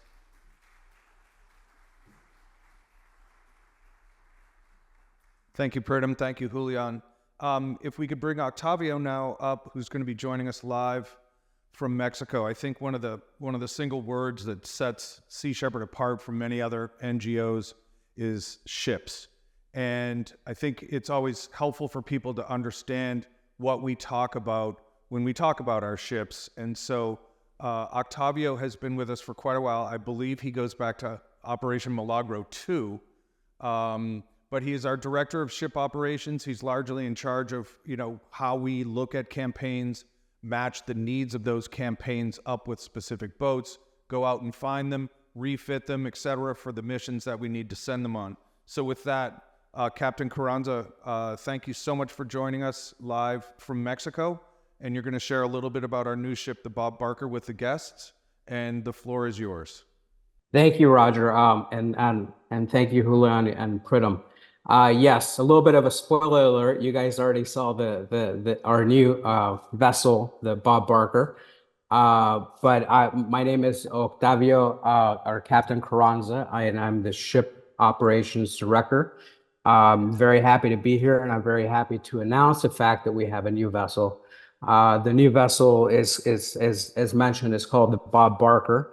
And I want to thank the Bob Barker Foundation and the family for its kind donation in helping us to do our job, which is ocean conservation. So I will start to preface the next photo. The next photo is basically, it's a DJI photo of the two ships when we originally bought them. And this is in Louisiana. The first vessel being the Seahorse, which we've been using, as you guys know, and this has been illustrated by a number of people, including Captain Ruiz from Semar and Barbara Taylor. We have been using this vessel for over a year and a half in the upper Gulf of California to extraordinary results. One of the things that we learned in the process of using these OSVs, an OSV is originally an offshore supply vessel. And they were originally designed to go off to the oil platforms and provide them with supplies. But what we have learned, and this is through trial and error, and as campaigns evolve, we evolve as well. And one of the things that part of our evolution was to learn that the vessels that we had were not working correctly. And that's how we ended up with the OSVs. And one of the things that we have learned, because the Seahorse has been on Operation Milagro for almost 2 years. As a matter of fact, at the end of this month, it will complete its 13th, its 10th month this year. So we are able to use these vessels for 10 months at a time, which is unprecedented for a vessel this size. We're able to do our job. We're able to stay on location. We're able to keep poachers at bay, and we're able to essentially, help in the case of the seahorse, it's help the Vaquita.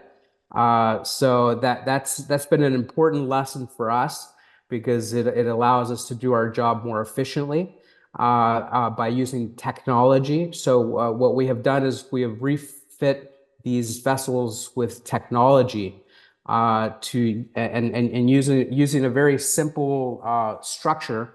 We're able to use the tanks that were originally used to go outfit the petroleum vessels, the fossil fuel vessels, or the platforms, and we use them for diesel to be able to stay out for long periods of time.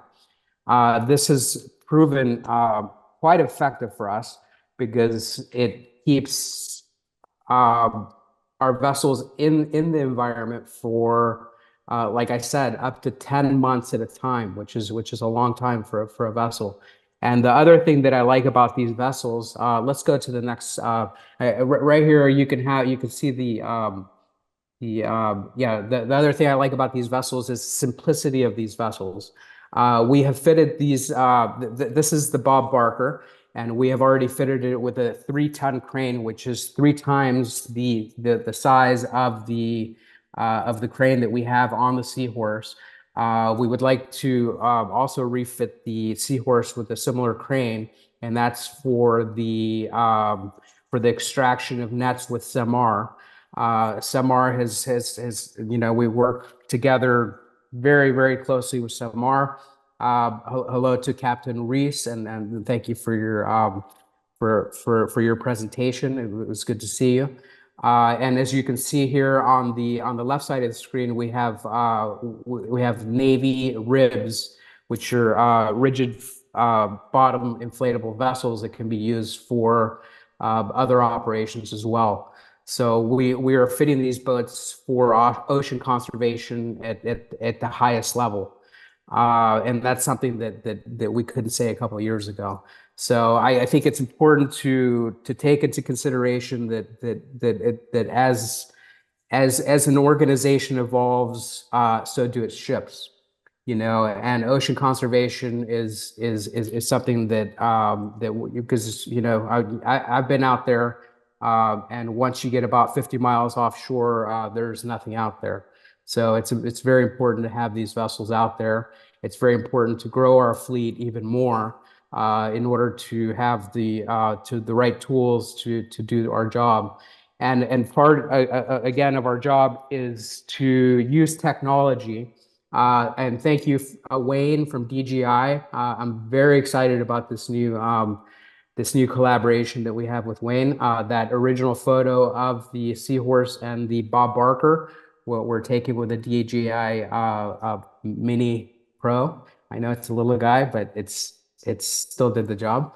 And so very excited about that, the possibility of using different drones as because again, as tools, because they can be, all that information can be integrated into our time zero system and our sonar. So let's go to another photograph of the next photograph of the Bob Barker, please. Okay, and this right here, this is the epitome of what the Bob Barker and the Seahorse are. They're very simple vessels.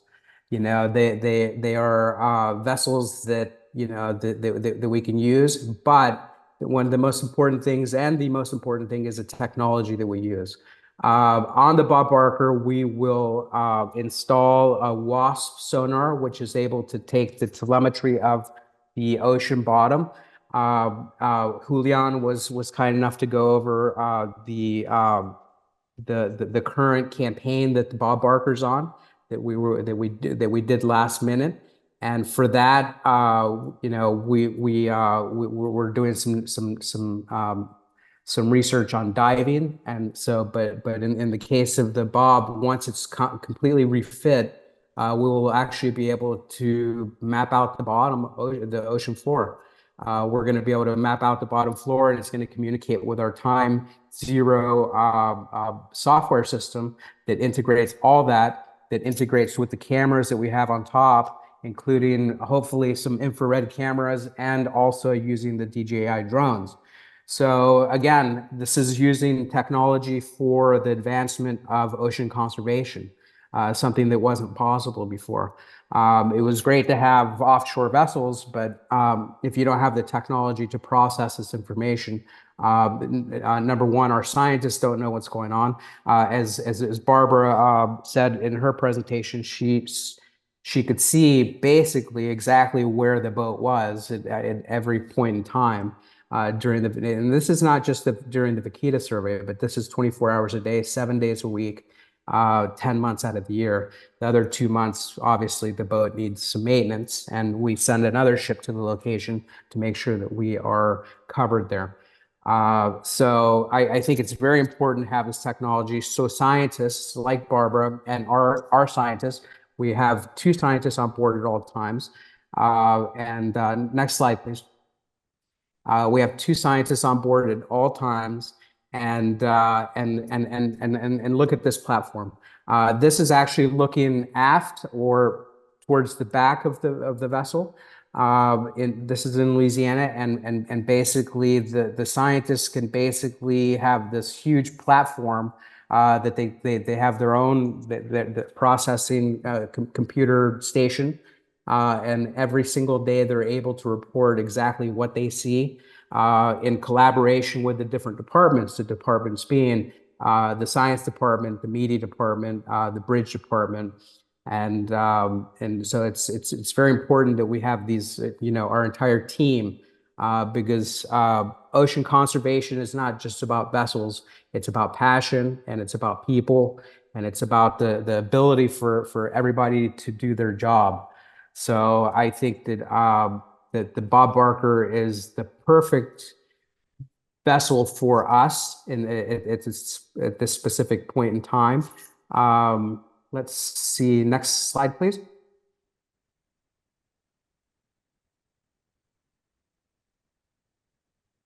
And this is the engine room. So again, this goes back to exactly what I said before.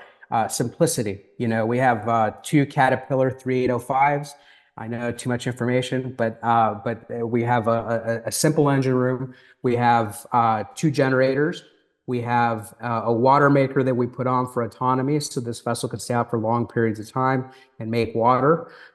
So scientists, whether it be collaborators or whether it be SEMAR on board our ships, or whether it be our own crew taking scientific information, we can use all this information in order to learn the ocean better, so we can protect it better, and number 2, have direct response with SEMAR.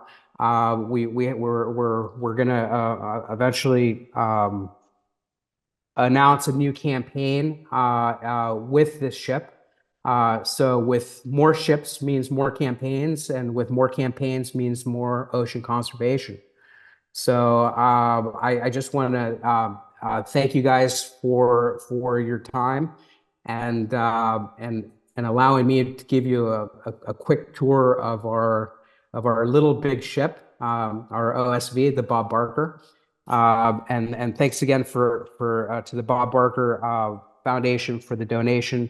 Again, nothing is possible without donations. Donations are the key reason why we have the money to do what we do, and that is to protect the ocean.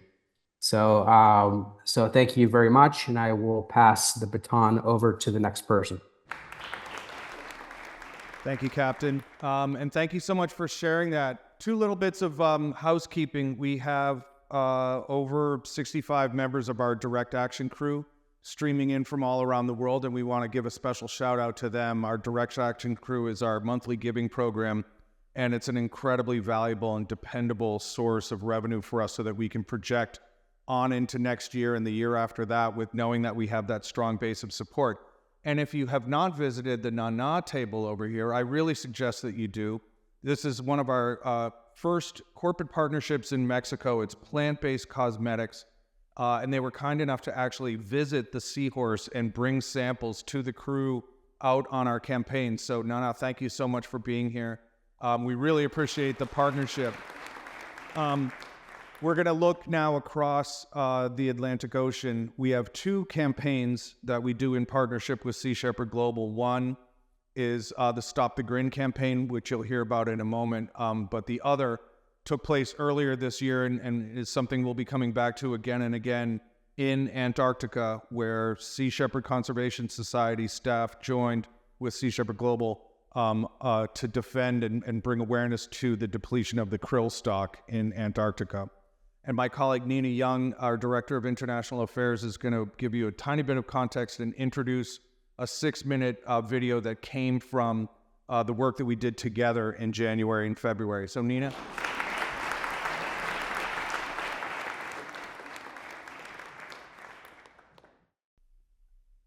Good morning, everyone.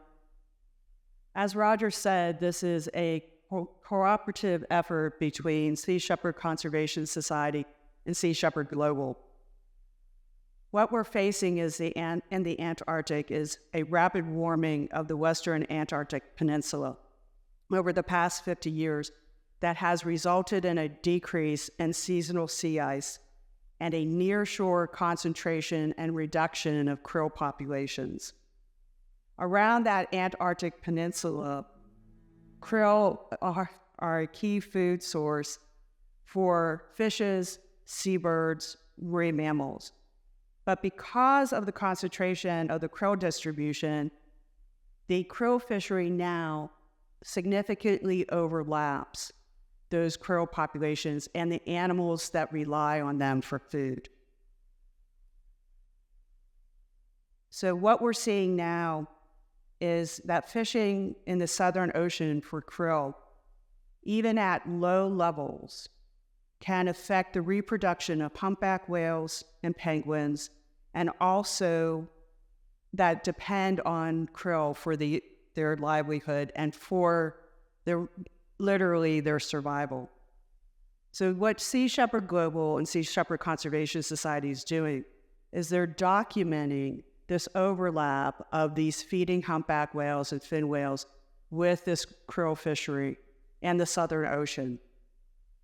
They're documenting the impacts to these species, and they're providing this information to decision makers in the conventions that govern that area. It's time now for us, because we're seeing reductions in the reproductive fitness of these animals, and we're also seeing threats to their survival. It's time for the fishery management entities in that area to designate a marine protected area to essentially move that krill fishery out of this zone that's so key for the survival of these animals. But also, we need to make sure that there's enough krill for the animals. So we need to leave krill behind, which means there needs to be further reductions in the krill quota as well that are implemented through these bodies. So now I'll let you see firsthand the work that Sea Shepherd is doing to save this special habitat, but also the species and the krill that together make this vibrant area.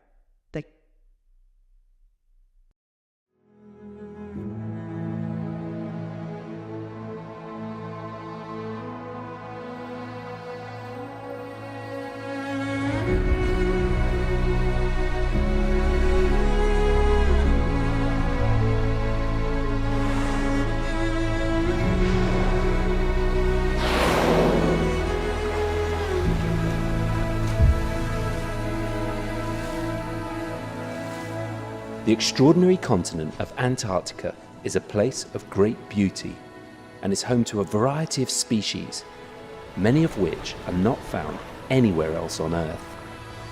Some creatures travel across the globe to and from these rich and fertile waters. Others bear the freezing temperatures all year round. These waters are also home to the world's greatest hunters. One thing they all have in common: they need a healthy ocean to survive. Sea ice, perhaps one of Antarctica's most iconic features, is disappearing. And besides the melting ice, there is a new threat on the horizon.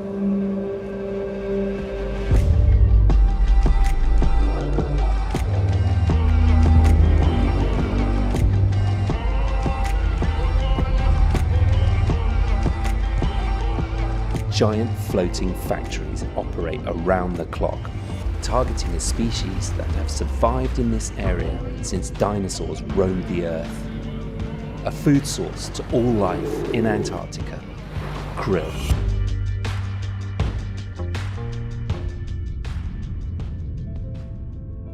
Krill is a 4 to 6 centimeter shrimp-like creature, but their role in the ecosystem is huge.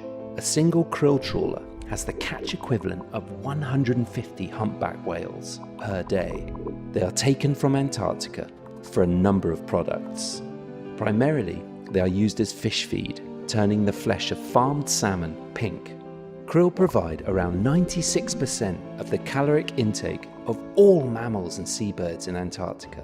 A decrease in their population sends shockwaves throughout the entire food web. Krill also help regulate climate change by storing the equivalent of 5 million cars worth of CO2 on the ocean floor every year. Krill populations have dropped since the 70s due to massive amounts of sea ice depletion, under which they feed and reproduce. The impact is reflected in whale pregnancies. In 2017, 86% of humpback females were pregnant. In 2020, that number plummeted to 29%. Krill already face an enormous challenge due to climate change. The fact that we are fishing them at all makes no sense.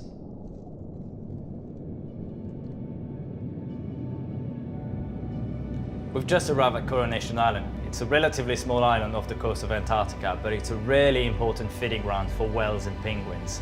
They come down here to feed on krill during the summer season.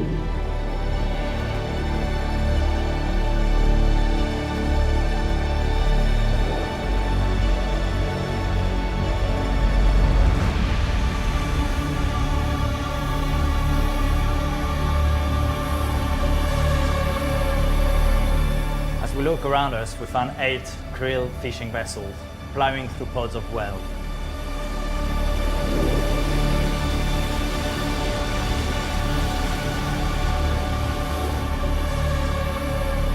They'll be joined tomorrow by a 9th vessel, making this a real hotspot for krill fishing, as well as it is a hotspot for whale feeding.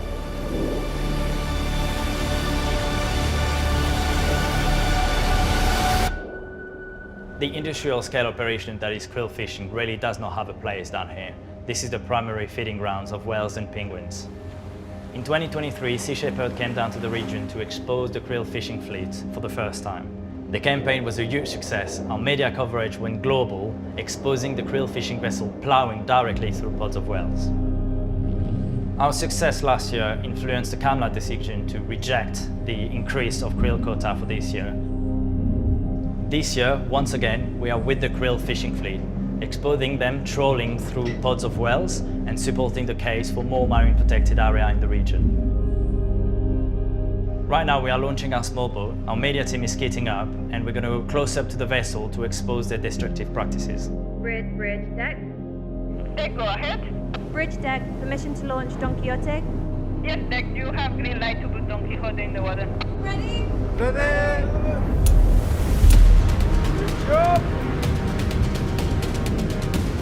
Okay, passengers ready to get in? Everyone ready? Ready.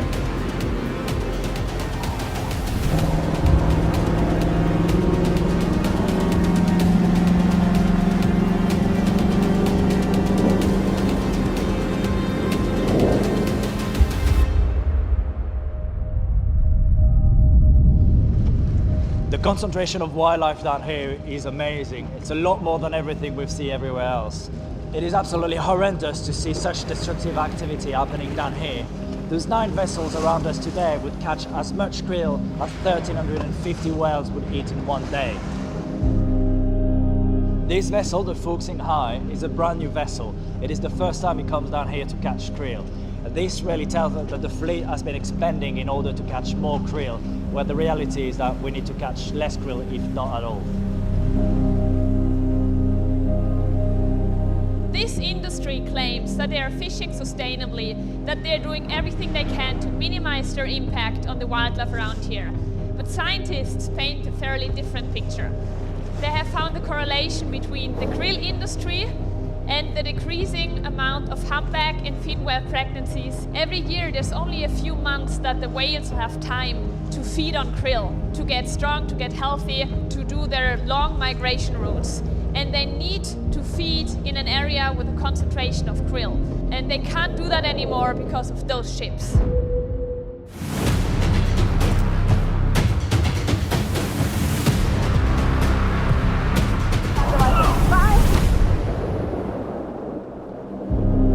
Currently, only 4.7% of the waters of Antarctica are truly protected. The United Nations and the scientific community are pushing for 30% of the world ocean to be protected. The scientific community proposed for 3 large MPAs to be created in Antarctica. We're currently in one of them.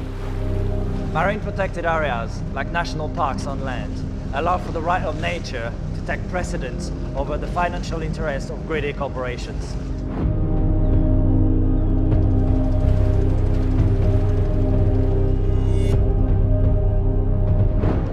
What label, no matter what sustainability promise is written on the package, this krill is coming from down here, and in catching it, whales have been endangered, penguins have been endangered, the whole Antarctic ecosystem is being put at risk because krill is the very foundation of all life down here.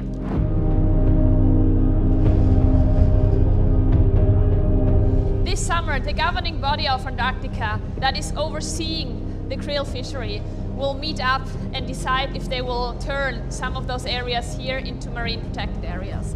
That is big hope for us, for the whales and all wildlife.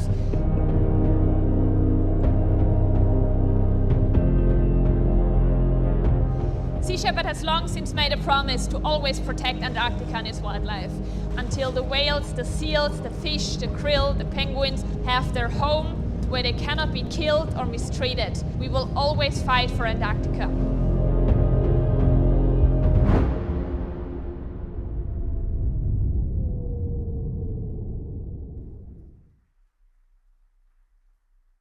Thank you very much. And our second campaign that we'd like to discuss is in the Faroe Islands, north of Scotland.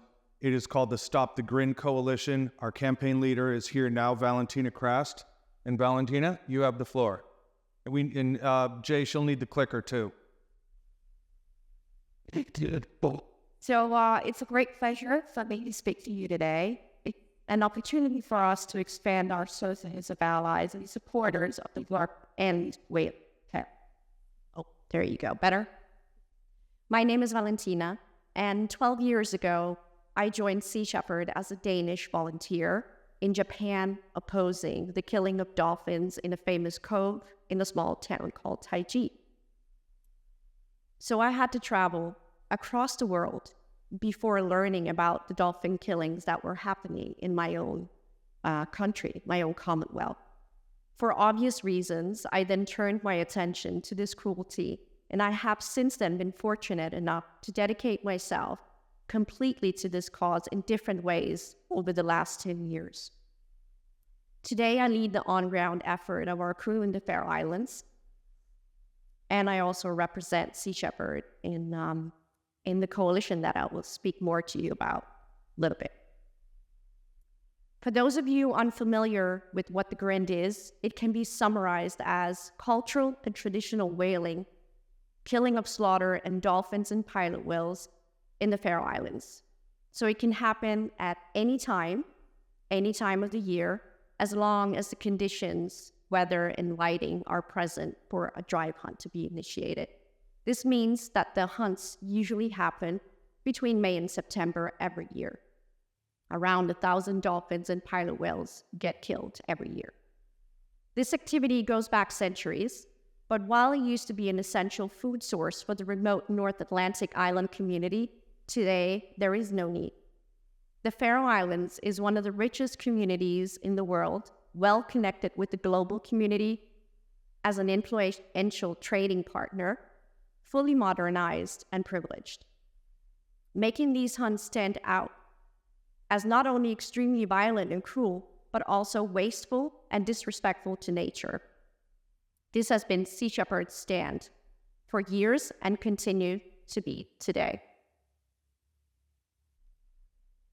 So I want to start off this presentation by showing you two images to visualize the history and transformation that we as an organization have gone through since we first took on this issue in the early 80s.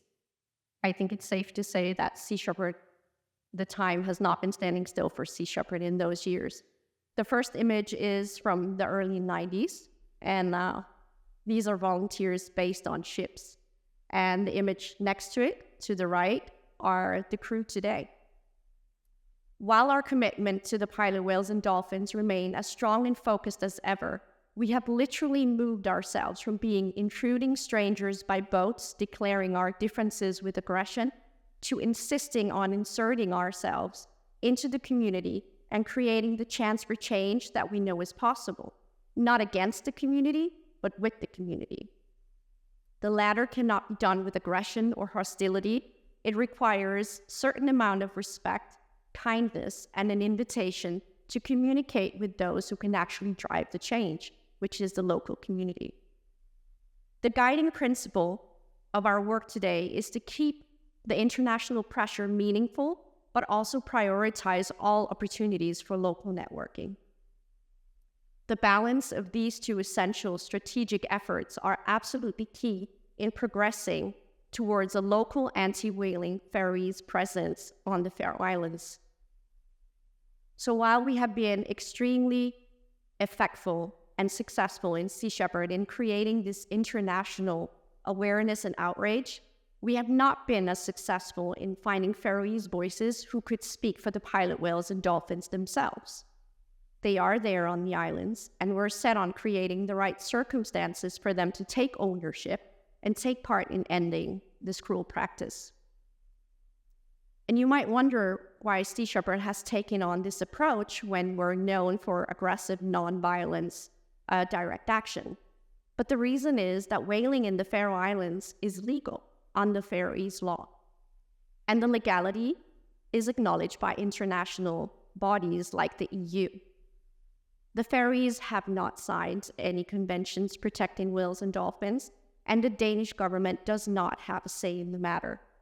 And as long as that's the case, the decision to stop killing whales and dolphins lies with the Faroes themselves.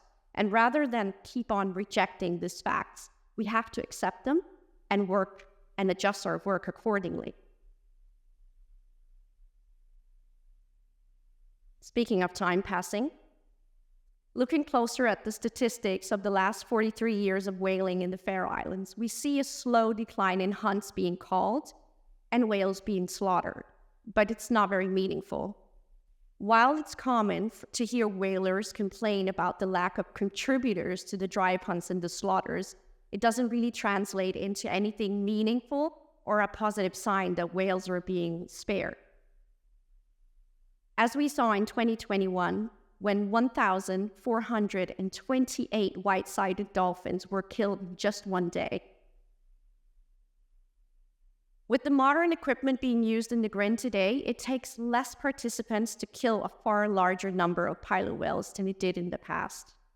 So it certainly takes out any traditional elements of this activity today, where now clearly it's a modern chase of defenseless animals without any fair chance of beating any odds.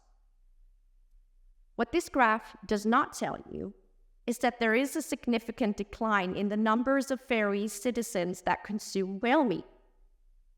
This isn't unfortunately because they have compassion for animals, but it's due to the fact that the message of the whale meat being unfit for human consumption because of pollutants and other heavy metals in the meat and blubber has reached especially the females of the Faroese society. And because of this, females and children don't really consume it that much.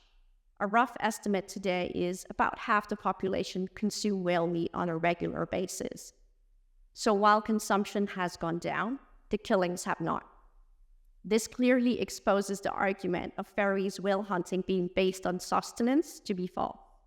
And it also shows that while we have been engaged in this for decades, we don't see a decline. The highest number of whales killed at any given time during this period was in 2021. The highest number of hunts being called was in 2017. So with these facts in mind, we saw a need for a strategy change, and that started coming into place around 2020, where Sea Shepherd invited a newly formed Danish political party to the islands to take part in outreach and as many conversations with locals as they could. This sparked new friendships right away, making the decision to involve voices perceived much more local than those of foreign nations far away sparked the potential for new conversation, and this was truly needed. So we now see a growth in Faroese individuals reaching out to talk about the Grind. It is slowly moving, understandably, because Sea Shepherd does have a hard image still on the Faroe Islands. But we continue to work on this, and I'm happy to say that it is going the right way. However, Scandinavian voices are not enough either. It needs to be Faroese voices to truly drive that potential for change. So in 2021, when we saw the largest mass slaughter of white-sided dolphins, it sparked massive international outrage. From that, Sea Shepherd formed a partnership with Shared Planet, a UK-based consultancy company with the goal of forming an international coalition of all of these different players with the purpose of motivating the Faroese government to come to the conclusion that it was time to set new policies for whaling, and to join the international community in protecting these animals rather than intentionally killing them. So, how does the coalition look today? Today, the coalition includes national and EU politicians set on motivating the Faroese government to ending whaling through political and diplomatic pressure. And with the EU election just being held, we expect a number of political allies to grow in the upcoming weeks. The coalition includes other NGOs, sharing our work and knowledge and inviting them to take ownership of this cause. We have absolutely no interest in owning this cause on our own. We are focused on expanding the number of NGOs that will be joining the coalition in the future. The coalition also works with corporate pressure. We reach out to retailers and other stakeholders connected to the Faroese economy about the Grind, and we do advise them to take a stand against it. Being connected to the slaughter of pilot whales and dolphins is a stain on any modern company's image, and many are set on avoiding it. Our on-ground crew are also absolutely vital. They keep securing documentation and evidence of every single Grind, which secures the international press coverage that we need. It also secures the data and evidence needed for our policy work. And they continue to do local networking every chance they get, with the goal of empowering local anti-whaling voices through friendship and support. So as this presentation is an introduction to our work in a very theoretical way, I brought a 90-second video with me today as a reminder of what it is that we're really talking about. And the brutality of it is why Sea Shepherd has been set on working against this for decades.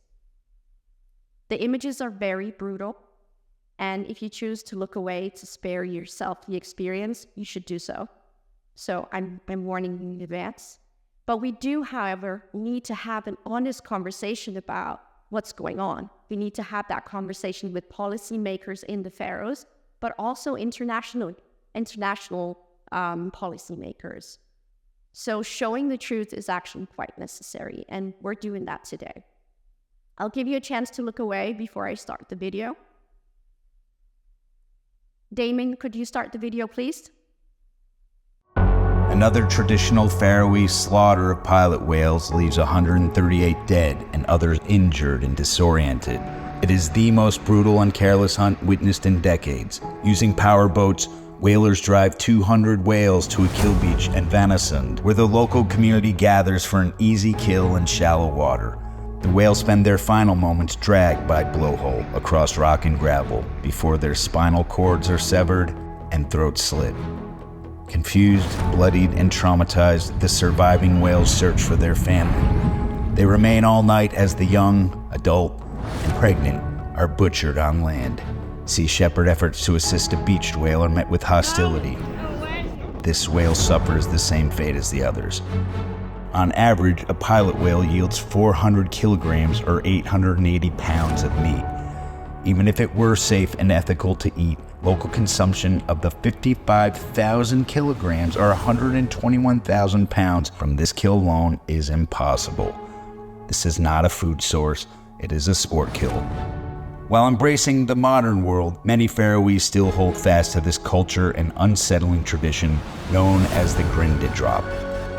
Intervening in this government-sanctioned practice can result in jail time or deportation, prompting the urgent and long overdue need for policy intervention. Stand with Sea Shepherd to stop the grind.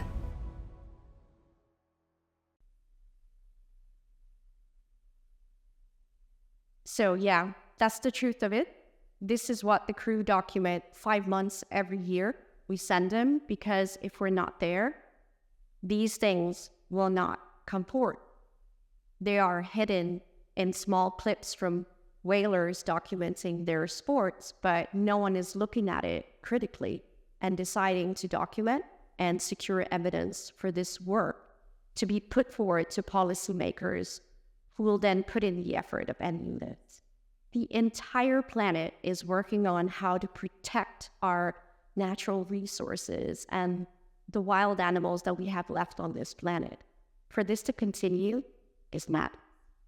And while it is with respect and we understand that the culture of the Faroese has this, it is part of their past, but it doesn't have to be part of their future.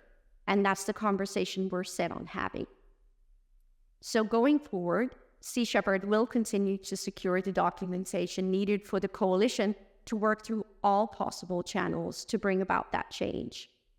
Balancing that international pressure via political and diplomatic channels also included cooperation and stakeholders connected to every part of the Faroese community and economy, and continuing to spread awareness in the global public as yourselves, while also taking every opportunity that we can to involve the local voices that do feel empathy for these animals and do feel it's time to retire is key.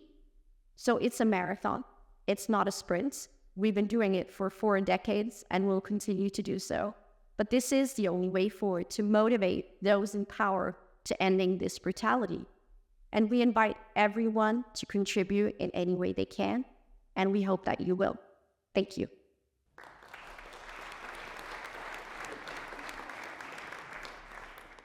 Well, that's pretty horrible. And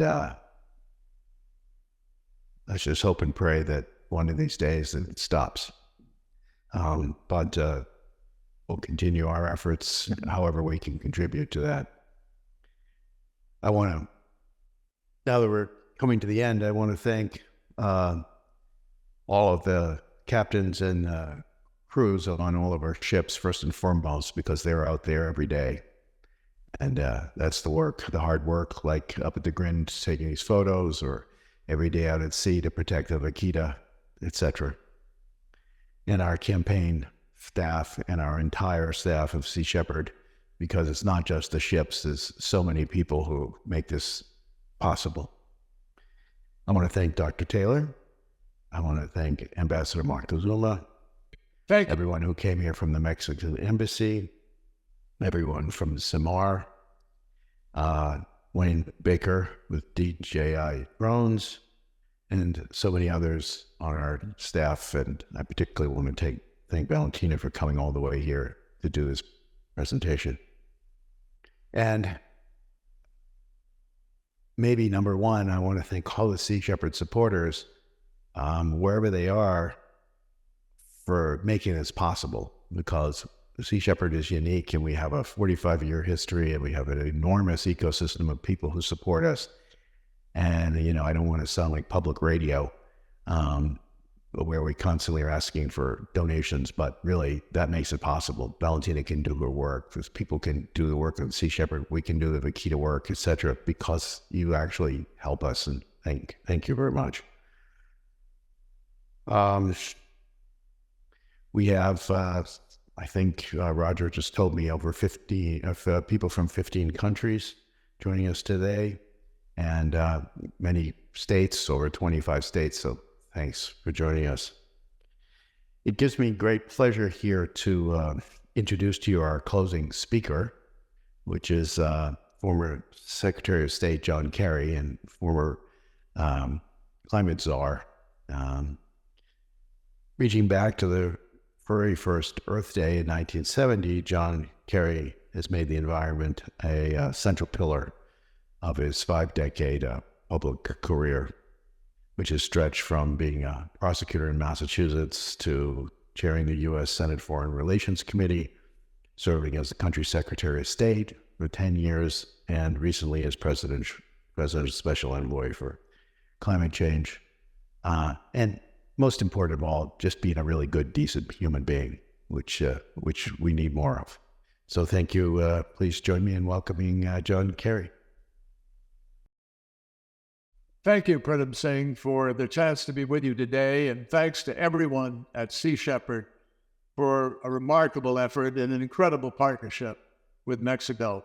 You're working not just to combat illegal activities that endanger the Vaquita, but you're working on a whole new model of approaching ocean conservation enforcement through public-private capacity building and cooperation. And as I've said to many of you, I hope you took note of it, that when I departed the White House serving as Special Presidential Envoy for Climate, I may have left the job inside the building, but I wasn't retiring. I intended to pick up the work outside of government in the NGO and private sectors, where so much work has yet to be done, and where we actually, frankly, sometimes get a lot more done faster than we can waiting for the government to act. Literally, my first stop after I had resigned my position, and by the way, I'm deeply grateful to President Biden for his incredible commitment, way beyond what any president has yet done on the broad environmental challenge and the climate crisis. So I didn't leave for any reasons other than the fact that I thought the time had come after the last COP to be able to transition our efforts much more into the private sector. And literally, after departing, my first stop was in Athens at the Our Ocean Conference, which we had started a decade earlier when I was Secretary of State. And I was proud that Mexico was one of the very first countries to step up and engage then, just as you are engaging now. There is simply no bigger challenge than the work that we have to engage in to preserve and protect a world covered by more than 70% water. It is the place where our collective action is urgently needed in order to protect life itself, mindful of the fact that so many people take their protein out of the ocean, that the ocean is the place where 90% of the warming of the planet goes, and the ocean is, of course, the place where 51% of the oxygen that we breathe comes from. So our collective action is clearly needed more than ever to protect the ocean waters as the source of life for our planet. But it also means we have to honor the reality that you can't solve the problem of the ocean without solving the problem of the climate crisis. And you can't solve the problem of the climate crisis without understanding what's happening in the ocean and addressing those concerns.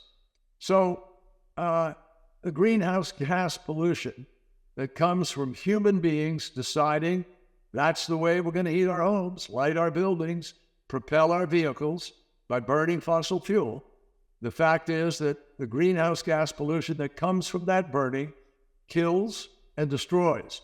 It kills human beings, 7 million a year who die because of the bad quality of air, but it also kills, plant life, fauna, birds, sea critters, and has an enormously impactful consequence on the lives of people all around the world who depend on the ocean for their lives.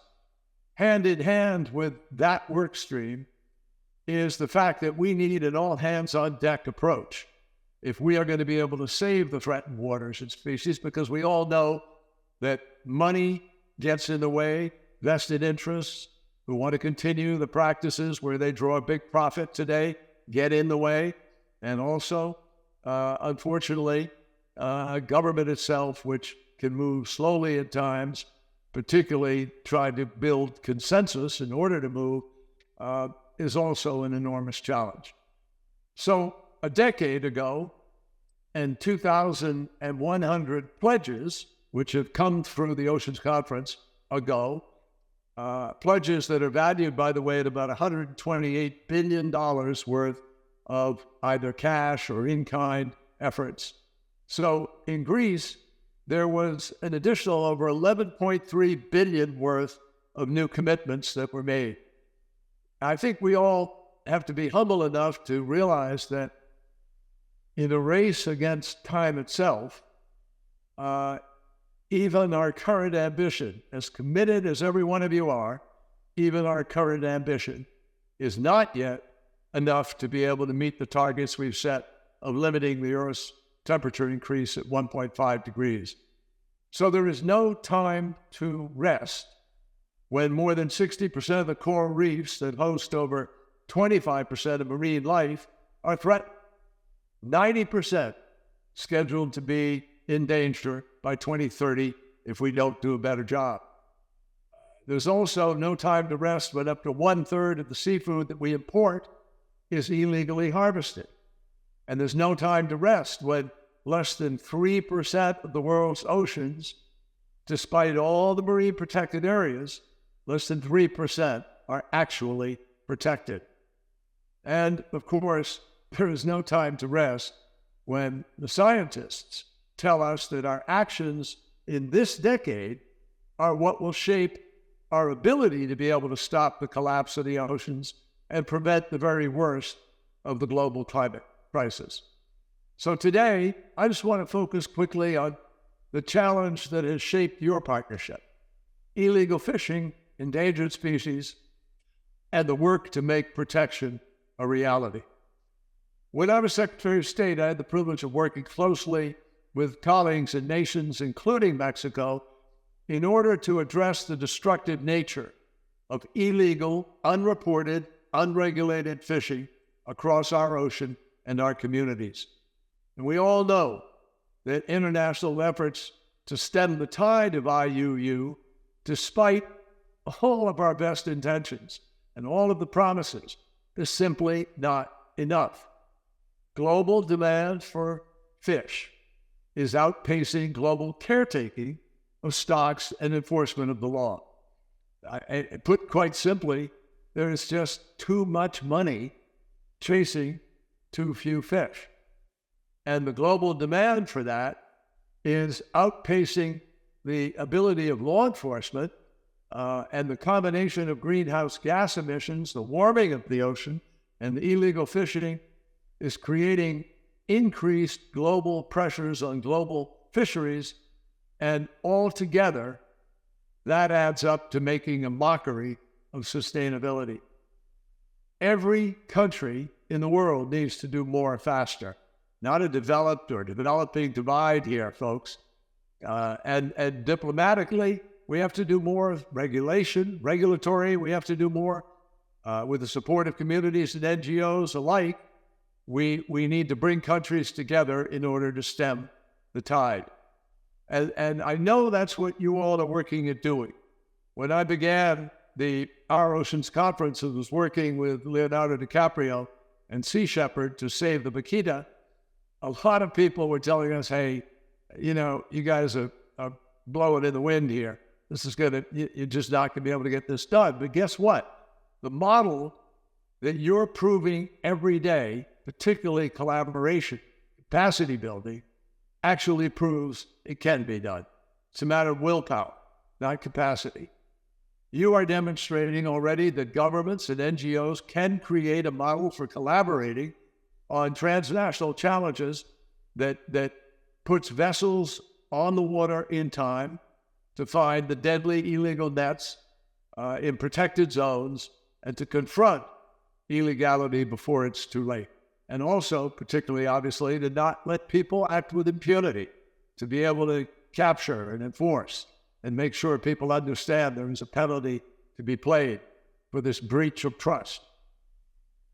I know that you are working today jointly, collaboratively, to put ships on the water every single day, and you're collaborating to make tangible, real, measurable on-the-water impact with generational goals with little room for error. And with the captain and crew of the new Bob Barker vessel, obviously we know there's room to grow. So looking ahead, I hope you're going to support the Republic of Korea in the 10th Our Ocean Conference and bring your model to the world. It can work. It can make all the difference. So Pritam and Roger Fisk and all of our friends from Mexico, I really congratulate you as you pick up the pace, as you push on, and as you fight to finish this race against time and tide in order to save species, in order to chart a path forward, in order to meet our responsibility, our common responsibility as citizens of the world and as custodians of the ocean, which has no voice other than the voice that we give it. So I thank you profoundly for the efforts you're making, and I look forward to continuing to work with all of you. Thank you. Everyone out there, first off, everyone here in the room, Nana, Ambassador Moctezuma, everyone from the Embassy of Mexico, all our friends around the world, the direct action crew out there. We can only do this work with all of you. Please go to seashepherd.org. There's plenty of ways to help. Make a donation all the way on through crewing on our ships. Half of our ships, or half of the staffs on our ships, are volunteers. We bring people in from all over the world to help us do what we do every day. Thank you so much for joining us. Special thank you to DJI Drones for making today possible. Thank you all for coming down here. Thank you to everyone who was streaming our 2024 State of the Oceans briefing. We need each and every single one of you to get this all done, and there'll be more news soon, and we continue the work. Thank you.